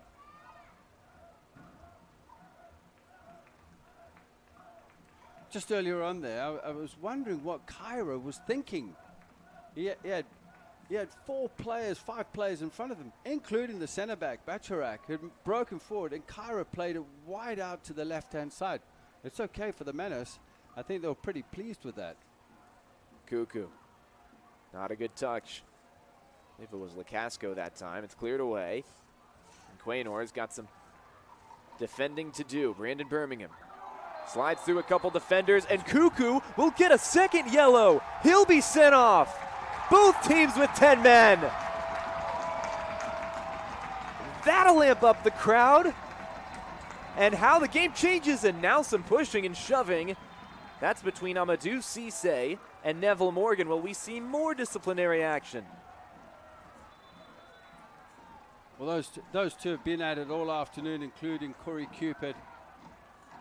Another yellow card to come, perhaps. Still not sure yet. We know the red card for a second yellow has been issued to Abdul Cuckoo. He's gone. So both teams playing with 10, and both teams at this point down a midfielder from their normal starting 11. And in the meantime, will we see any more yellow cards for the altercation? Yes, we will. Neville Morgan sees yellow. So another yellow to add to Menace's collection. Pleads his case, but won't get anything in response from Matt Gehringer. And I think that's the only booking we'll see from that. Might see this replay again. We'll definitely see the yellow. Slides in with both feet. A little bit reckless, and Cuckoo knew when he came up from the challenge it was always going to be a yellow card. And when you're on a yellow, especially after getting it so recently, you got to know you can't go into a challenge like that. Gehringer looks like he's done with the plastic cards for now. He's off to Vegas after this, after all the cards he's just thrown out. But, yeah, Cuckoo was a little bit reckless there. Rush of blood to the head. It's down to 10 players apiece here. Hopefully they just keep it this way till the end of the game. There's no doubt he'll add on some extra time here. But I think, you know, Danny, this is where Cisse, I was going to say Cisse has to get a yellow as well. Yeah, he will. So as you mentioned, Justin, Cisse gets the same result as Morgan for their little powwow. So what have we got now? 5 yellow cards for Menace and a red. 6 yellow cards against Flint City, and 1 red from a second yellow from Cuckoo. My word. Well, we knew it was going to be a physical game today, didn't we? I mean, coming in, we knew it was going to be like that. If we didn't before, we do now. Connor Lincoln, 114th minute. Lance Roseboom. Honors even, scoreboard even. Players on the field are even now, 10 apiece. Ball's out for a Confluence corner kick. Brian Padilla goes over to take it in the absence of Elliot Goldthorpe and Riley Kraft and Devin Vega. Really your first 3 guys who would take corners have all been substituted off. Padilla is the next man up. And this is where it can spark some momentum for the Menace. Just that red card to Cuckoo energy. They're thriving in energy right now. Padilla uses that energy, puts a cross in. It's low and it's short. Not enough. Langen gives to Morgan. Another long ball. Route 1 stuff headed away. Still dangerous for Menace. Malik Smith's all the way up there. He crosses it in. Botched clearance. Shalbad couldn't get it away. Bacharach couldn't head it out. Going down is D'Agostini. Referee says play on, opens his arms. Counterattack the other way. Snuffed out by Langen. He's moving forward with pace, with intent. He goes down. Another foul, and it's probably another booking. This time it's Anelli, and Anelli will get a yellow card. Flint City booked again. If you're still counting, 7 yellows, 1 red for a second yellow, so really it's 8 yellows. You'll see this most recent one again. But as you look at this, where does Connor Langen get this energy from? From nowhere, just that burst of energy. And this is what it is. You know, with 4 minutes left, that energy comes from anywhere. Well, it's certainly coming from this supporter base as well. The society getting everybody excited. And they don't need much encouragement. Ball to be whipped in by Padilla. In it comes, middle of the park. Headed away. Header in midfield, won by Shalbad. The Venezuelan gives away possession. No foul, but D'Agostini got up. It's offside for Birmingham. Free kick, Flint City. Goodness. 117th minute now. 3 minutes and change, and you imagine a couple more minutes after that for all these bookings we've seen. Starting to think we'll never get out of here. Neither team can find an advantage. If you're just joining us, Des Moines Menace with a 3rd-minute goal from Elliot Goldthorpe. How important was that individual effort from, as you call him, the Yorkshire Terrier, out of Leeds, played for Bradford. He's off the pitch now, but his contribution crucial because it was just enough to keep Flint City at bay. They were able to equalize after hitting the post multiple times in half number 1. Second half was when they got their leveler from Harvey Slade's header. And since then, we've had a couple sendings off, but no goals. Well, this is when the Society of Des Moines need to get behind the Menace now, coming up towards the end of the game. Just get some energy behind them, need to cheer them on, because it's anywhere now. Like you said, we've got a few minutes left and some spare change. And well defended out there. Believe it was Corey Cupid covering out there on the far side. He's gone through some work today. Neville Morgan's gone through it. Sewell's worked hard, unfortunately being sent off. But I tell you what, both these teams have competed extremely well. Throw in to come for Flint City. Long throw into the box. Headed back towards the middle. Skied over the bar. How has that missed? It was Sebastian Shalbad, the 5'11" defensive midfielder, who comes oh so close. Well, when you look at this, the ball wasn't cleared away, and Shalbad should have finished that. Menace will be counting their lucky stars on that one. That should have been in the top of the net. Makela just waving a hand to it, but that was probably the moment for Flint City. And with fatigue the way that it is, with the players the way that they are, there's only 10 men for each side. A goal at this point in the match would almost surely be a nail in the coffin. Nice running, going down, but no foul. Cisse kept his feet as long as he could, but it was given away. This ball bounces a couple times. It finds D'Agostini, but Bacharach is there just in the nick of time. Ugo Bacharach has been incredible in all the right moments. Bacharach just gliding to cover his other comrade centre-back, Mimi, as D'Agostini was flying in behind. But it was like a casual movement, just came across and side-footed the ball out. Another ball given away by Menace. Interception from Flint City. Could yield a counterattack. Lukasco picked it up. He'll give it to Shalbad. Now we'll see where the Bucks can go from here. Tricky dribbling isn't enough. Roseboom got a touch there, but Flint City will stay in possession. Down this left side, could be dangerous. And LA looks to cross it in, goes down. Referee says no, but it's out for a corner. And this is dangerous. They really don't want to give away corners at this particular time in the match where players are tired mentally and physically. As you can see, Anelli, after all that hard work, is still on the ground as he's being supported there by Kyra, his teammate. Anelli, I've been impressed with Anelli today. Yeah, he's been great. He's had to work hard. I believe we're hearing 2 minutes of added time. 3 make it. 3 more minutes.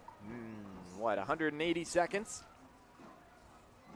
Before what's felt inevitable for a long time becomes the result, penalty kicks. Corner kick to come before then for Flint City. Tall players in the area. Bacharach wearing number 4, a guy to watch for. Defended by Roseboom, it's man marking. In comes the corner for Flint. Center of the box, Makala's there. Try to outlet it quickly. Instead, he'll take his time. On the ground, a Menace player. Makala will roll it out. And now we'll stop play.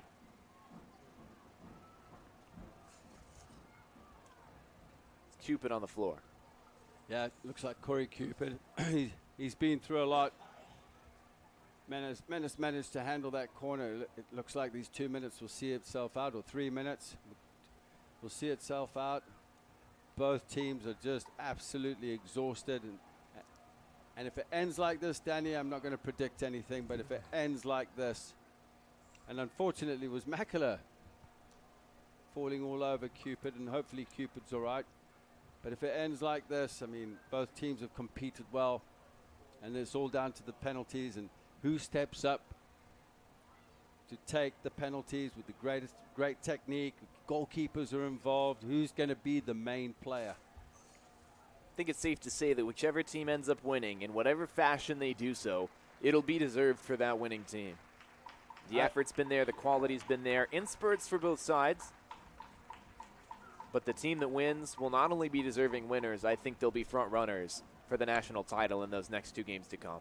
Yeah, I agree with you 100% on that. I mean, we've seen a fantastic match today in quality. Unfortunately, it's been very physical with the amount of 2 red cards for either team, and then all the yellow cards that have been dished out, in total of 11, 5 for the Menace, and we're down to like 6. I've lost count now. I'll get onto that in a bit for you. Yeah, I was hoping you were keeping count because I have no idea at this point. D'Agostini tried some link-up play on a 1-2 pass with Neville Morgan, but it's intercepted. And the referee has seen enough. A little bit early for those 3 minutes of added time, but we are headed to penalties. We're not done yet. Valley Stadium will keep the lights on. And at 9:48 local time, we're not going anywhere. We will go to a very quick break here on CISN, but come back. I mean, how could you leave? Impossible to leave a match like this. Penalties coming up. You got to figure out who wins. Who's going to win the Central Conference? It's all to figure out at the 12-yard spot. Take a break here on CISN. Royal Mile, where everyone's a wee bit British. The Royal Mile is downtown Des Moines' living room with classic pub favourites. Pair them with a glass of whiskey or an expertly poured Guinness. It's bloody brilliant. The Royal Mile, a proper British pub. Hi, this is Chris from Fireplace Superstore, and it's going to be an interesting patio furniture season this year. We have ordered a ton of merchandise, but due to supply chain issues, it's coming in a truckload at a time all summer long. If you want the best patio furniture, check early and check often. If you want to custom order your furniture, get in here as soon as you can to give your furniture the best chance to arrive this summer. Fireplace Superstore, Iowa's best patio furniture selection, just east of I-35 on Douglas Avenue. Not too many places hit all the right notes. But when it comes to great atmosphere and delicious scratch-made food, Truman's is the name to know. Game days are for Chiefs fans, but every day is for the food fans. Truman's, get to know us by name. Need orthopedic care today? DMOS Orthopedic Urgent Injury Clinics in Ankeny and West Des Moines are open 6 days a week. No appointment necessary. Our 2 convenient walk-in clinics offer you full access to dedicated orthopedic specialists. Wait times and costs are generally less than an ER visit. Check hours of operation and wait times instantly at DMOS.com. DMOS Urgent Injury Clinics in Ankeny and West Des Moines, helping you get back to living.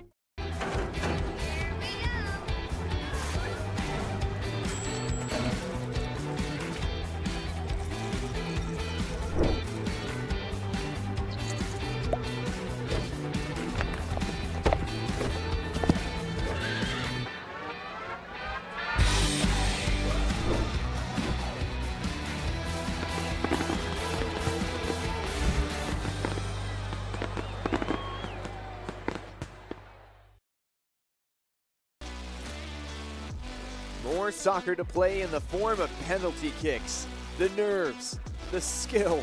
It's gonna come down to this. 5 pressure moments for each side. If you're unfamiliar with how this format will work, 5 kicks each. Best of 5, if you will. Whoever scores more after those 5 is the winner. If we're still tied there, which is something we saw last week in playoff soccer in the Central Conference quarterfinal between Kings Hammer and Kalamazoo FC, at that point, we'll just keep going. It'll be sudden death. Whoever scores when the other team doesn't, they move forward. Justin, so much pressure. I think this is what Menace wanted when they went down to 10, but then Flint City ended up going down to 10 too. And that makes it interesting too because they're not eligible, those sent-off players, to take penalties either. So now, instead of having to get to 11 for goalkeepers, all we need is to get to 10, which we did get to in the last penalty shootout here in Valley. Yeah, hopefully we don't have 20 penalties like we did last Friday in the earlier match that we had. But there's a lot of tired legs out there, Danny, and this is where the players who are stepping up to take the penalties really need to focus and concentrate, keep a high level of technical compliance, and just make sure they execute the opportunities. Take a longer run up, don't do the shorter steps. I mean, but looking at this right now, it looks like they're going towards the Society of Des Moines. Big benefit for Menace, isn't it? Yeah, and you'll see all the crowd will start walking around to that area as well, just to add the support behind the goal. Obviously, from a support point of view, it's on the Menace side right now.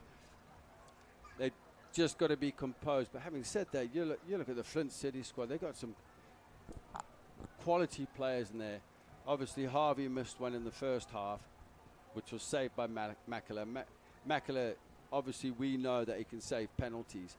But, you know, they came back, Harvey scoring the tying goal, the equalizing goal. But they got quality players in their side with the technical ability, and I expect players like Cisse to step up and take a penalty.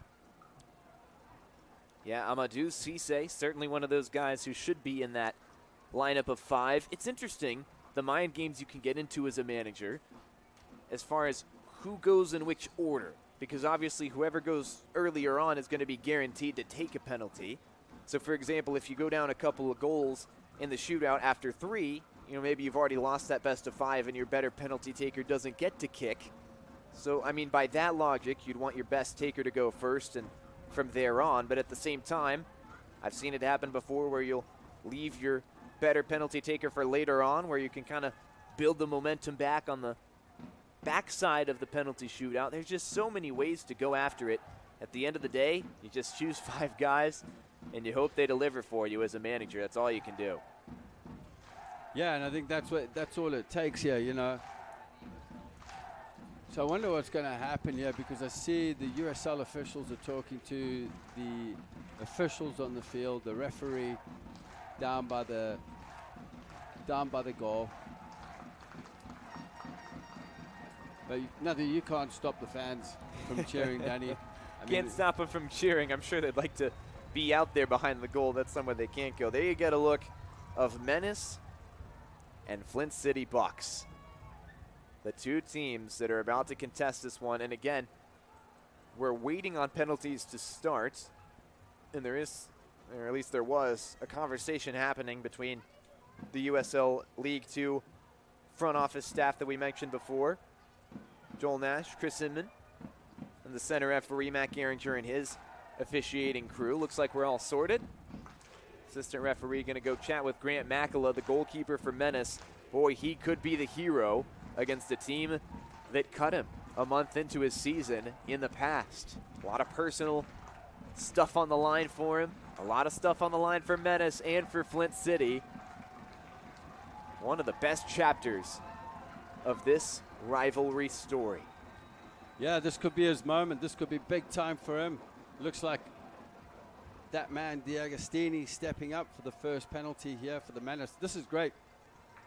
Go with the momentum. Get the first penalty. Get your team off the mark. And put the pressure on Flint City. I always like taking the first penalties. Tends to be statistically the better place to go. About 60% of the time, the team that kicks first tends to win. And again, just some officials having conversations with someone there on the sideline. That goal line, not sure who it is, but probably going to get escorted out.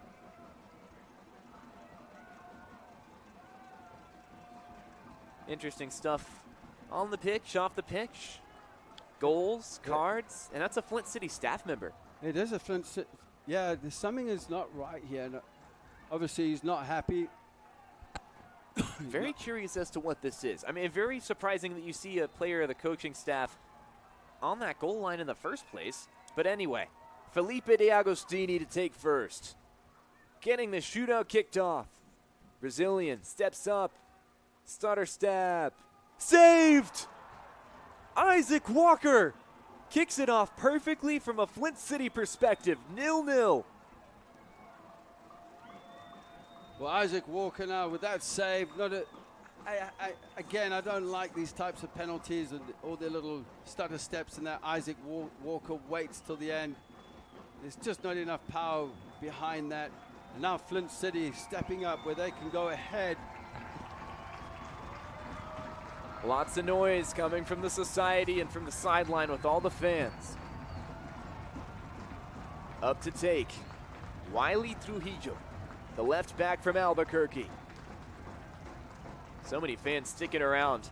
Late night soccer. Flint City Bucks could go up 1-0. Trujillo steps up. Pressure cooker environment. The shot is delivered. Back of the net. 1-0 Flint City. Big goal from Trujillo that time. Well taken goal, and that's how it should be delivered. Trujillo smashed that ball into his opposite corner, left-hand side. That's the power you need as he puts his hands to his ears towards the Society of Des Moines crowd. Up next, Brian Padilla. Joined mid-season from NPSL's Denton Diablos, from El Paso, Texas. Would love to level it here for Menace. The Panenka! And it goes in style, 1-1. Well, the Panenka is back. That takes some confidence. The cheeky little Panenka chip runs up, little bit of pace, little dink, and there you go in the back of the neck. Keepers hate that, sending Isaac Walker to his left-hand side. Up to take, second taker for Flint City Bucks. It's Amadou Cisse.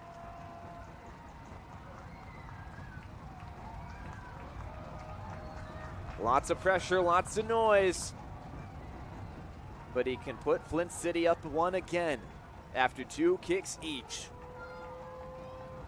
Former Kalamazoo FC player playing with Flint City this season. This team knocked out in last year's conference final by this same Menace team. But this time he delivers. Top right corner, and it's 2-1. Amadou Cisse makes sure of that one. Very good penalty, well struck, sending Makala the wrong way. Makala diving to the right. Amadou Cisse placing that ball in the top right bin. Absolutely brilliant technique.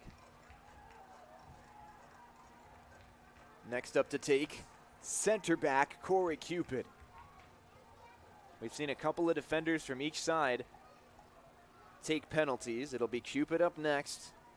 5'11", 155 center back from Chaguanas, Trinidad and Tobago. Played with the Stony Brook Seawolves in college. And a crucial penalty here. Steps up. Beats the keeper. 2-2. 3 takes for Menace, 2 goals. 2 takes for Flint City, 2 goals.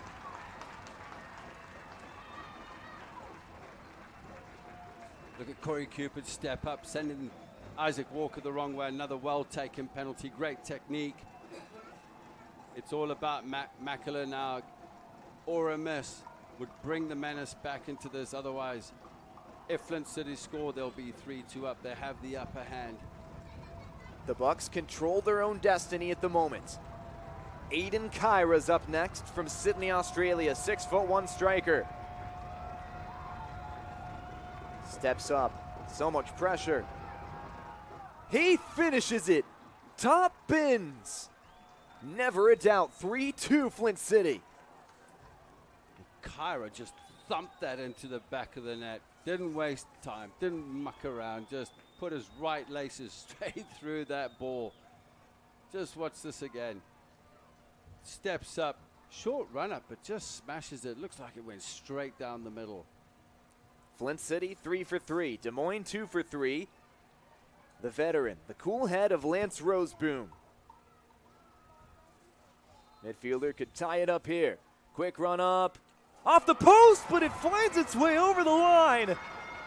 In the most this game way possible. 3-3. Talk about quality. Just open up the hips. Watch Lance Roseboom step up. Opens up the hips. Off the crossbar. Cross the line and into the back of the net. And just turns around and look off at his he goes. reaction. As if nothing had happened. I know. The 31-year-old veteran made his appearance for the Menace at 17 years old. 34 years of age, 17 years removed from his first match with Menace. Now stepping up, a substitute just for the penalty shootout. Seth Maulmeister sends the keeper the wrong way. 4 for 4. Flint City haven't budged. So now it's all on Des Moines on that little sneaky little kiss blown to the Society supporters. Maulmeister stepping up, knew exactly what he was doing with that one. Well, I tell you what, it was a great, just opened up the hips, sending Makela the wrong way. Brandon Birmingham, to keep Des Moines' season alive, has to score this and watch Flint miss their next one to go to sudden death. Scores it! Still alive in Des Moines. The Irish striker has the Menace level, and now every ounce of pressure in the city is on this final penalty. Excellent stuff from Birmingham. What a keeper strike dives that the right way, was. doesn't matter. Look at that strike, absolutely beautiful. Next up, Hugo Bacharach, the center back. He's done so much on the back line. He's been unbelievable, but now has to make an offensive contribution. If he does so, it's over. Flint City are going to the semifinals. Bacharach looks at it. Referee blows his whistle. Kicks up. And it's in. Flint City Bucks take the energy out of Valley Stadium. And against all the odds, despite going down early, they get to celebrate in front of the Society. And it could get ugly. But for Flint City, it's beautiful scenes. The Bucks are going back to the national semifinals. Well, you look at that. I mean, celebrating in front of the home fans like that, just irritating them. Bacharach with a pressure kick. We know they are celebrating back in Flint City, just burying that penalty into the corner. Now the Flint City players are really antagonizing the fans by walking up to them and putting their hands by their ears. But at the end of the day, you know, you look at the amount of yellow cards and the red cards that were sent out. I'm looking at Roseboom right now, and he's showing some great sportsmanship, and he's going up to the players and shaking hands. And, you know, it is upsetting, obviously, for the current national champions who have been knocked out now, Danny. A sad ending here at home for the season. Well, it was always going to be a sad goodbye to this summer. This way to go out. One of the saddest you can conjure up. At least from Menace's perspective. For Flint City, jubilation for those here at home watching Menace this season. Just a couple steps short of another national championship. Now Flint well positioned. They'll stick around on Sunday. And they'll be playing in the national semifinal right here in Des Moines. The Menace won't get to be a part of it, but they will still host. I mean, run us through, at the end of the day, what separated these two sides? Obviously, there was no change in scoring after 120 minutes to separate it. What was the difference for you? I think it was in the wide areas for Flint City. You know, Cisse was a problem. But I think both teams fought extremely hard. Menace had chances. It was end-to-end at the end of the day, Danny. I think the first half, Flint City had the momentum, had just a little more going for them. And then the sending off was key. And then when Cuckoo got sent off for Flint City, then the momentum changed again. This game could have gone anyway, but Flint City could have been 3-1 up in the first half. When you have a look at the all-round analysis of the match, you know, and it could have been done in the first half, but that's the game. It wasn't done. And I think, look, fair play to the Menace players. Just out of your picture there, just thanking the crowd for the season. I think that goes a long way. And, you know, one team wins, Danny, and that's it. You know, we always say the best team on the day is going through. I think Flint City, they'll probably go on to win the national championship now. I mean, that side is quality. Just so much about them. So much talent in other divisions, but hard to say that it's not deserved for your newly crowned 2022 Central Conference champions, the Flint City Bucks. 1-1 the score after 120 minutes, 5-4 on penalties.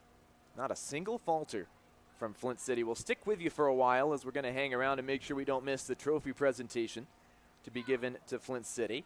That'll be presented by Chris Inman and Joel Nash of USL League 2's front office.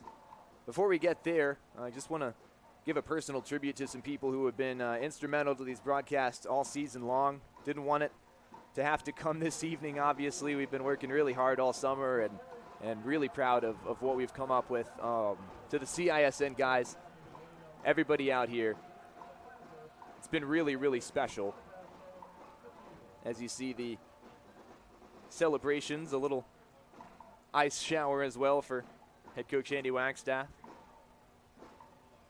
Still believe the trophy's been given out now. Harvey Slade's got it in his hands. He's the captain. And again, deserved. We can tell you, meanwhile, that North Carolina Fusion U23, runners-up last season, lost to Menace here at Valley in the title game, have beaten one Knoxville SC. They're moving on to the national semis. They're going to play Long Island Rough Riders there in the meeting between the East and the South. And there, the celebration. Big congratulations to Flint City Bucks. Out of the Great Lakes Division, they finished second. They're the 7th seed, but none of that matters. They do enough. And that there is the celebration that they've earned. Emeka and Ellie. Everybody getting a turn. Quaynor. Secrezi. So many players, big parts of this win, and obviously it's a big win for this Flint City organization. Again, want to just finish the thought. So many people at CISN to thank and not enough time to do so, but a lot of incredible people, from Peter Type, who runs the show, Justin Wolber, who's been an incredible director all season long. A lot of amazing people. Our camera people do a special job. Randy's come in and done some excellent work for us all across the board. A jack of all trades. He's directed as well. So many incredible people here who have taken a lot of criticism and ideas for making these broadcasts better. We've hoped that if you've watched us over the season that you've noticed those changes. We're really proud of the product we've put out. this season. On top of that, I want to say thank you to everybody in the front office at Des Moines Menace that I've had the pleasure of working with this summer. I was an Iowa transplant, brand new to the area and to the state, and a lot of people have welcomed me with open arms. Sydney Tatum, Director of Operations, man, she makes everything hum up here. Fantastic person to have in the front office, fantastic person to call a friend, and somebody that I have a personal connection with now. Our game day interns, all of them, so many, too many to think individually. They're all special. They have made everything happen on the field, everything you see. Our dasher boards, our sponsors, all those tables for the VIPs, all that's done by our game days. They're incredible. Angie Canese, who's out at Western Illinois right now, getting set to start her season as a women's soccer player. She's been instrumental to our work in the office. Kai Edwards, our social media graphics guy, I mean, the best in the business. Incredible. No doubt he's destined for some incredible things in that field. He's been fantastic if you've seen his work on social media. Special guy, and obviously a really special, talented graphics guy. Lyle Hunt, one of our GMs, man, incredible dude. We've seen his daughter Ava around at different times on match days. She's been a star of the show, and I mean, as well as Lyle treats everybody in the front office. Can't imagine how great of a dad he has been and will continue to be for Ava. Fantastic guy. Really proud to know him. And then Charlie Bales, saved the best for last. What a guy. My direct supervisor, my boss this summer in the media department. He's grown me a lot, and I'll try not to get too emotional as I give him a thank you. He's been special. One of the guys who I look at and hope my career looks a little bit like what he does every day in the office. I feel like I'm a much better media guy, a much better broadcaster, a much better person for being around him. And so thanks go to him as well. Charlie Bales has been incredible, just like everybody else in the front office. Kyle Kraus, who's obviously put a whole lot of financial backing, a whole lot of positive energy, just so much of a servant mentality despite being the owner of this club. Special guy. It starts at the top, the quality of this Menace organization. So everybody at Menace, everybody at CISN, thanks to all of you guys. And then, of course, the guy standing just to my right, Justin Forster, my word. It's been a pleasure. When I first met you, when I first had a phone call with you before I came up, I knew we'd have a pretty special partnership this summer. And it was the accent at first, and then from there, it was the soccer knowledge and just how willing you've been to improve and to help make me better, to help make yourself better, make this organization and the broadcast better. It's been really special spending this summer with you. A lot of people that I'll miss, but you'll be at the top of that list, my friend. And as you can tell, it's been special.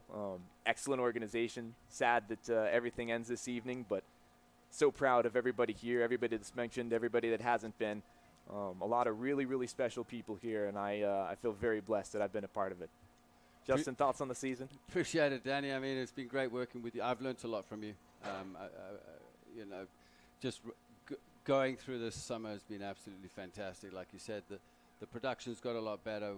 It's just phenomenal all the way from the top to the camera, like Rachel down on the field. It's been brilliant, and I've really enjoyed working with you, Danny. You know, we have one more game left, and we have that game on Sunday, and we have one more game just to get out of here for the season. You know, I wish we could go further. I wish we could carry on and go and do all the other games as well for the USL too, you know, further down the line, but unfortunately it doesn't work like that. But yeah, it's been an absolutely great ride. The Menace have been fantastic. The coaching staff have been fantastic, allowing us to come in and watch the sessions, especially me. You're part of the organization, you know, and you've done your pre-game work, and there's a lot of work that goes into being a broadcaster and play-by-play. It's not just stepping up here and going for it. Just the behind-the-scenes stuff that you've done, it's very, very much appreciative. You know, we learn something every day, and I've learned something from you as well. And you know, obviously, I wish you all the best, but we have one more game left. We sure do. We have one more game left, and congratulations to Flint City Bucks. They're going to go on till Sunday to play against the Ventura Fusion, and we've got to broadcast that game, and I'm already looking forward to it. Another day with you, Danny.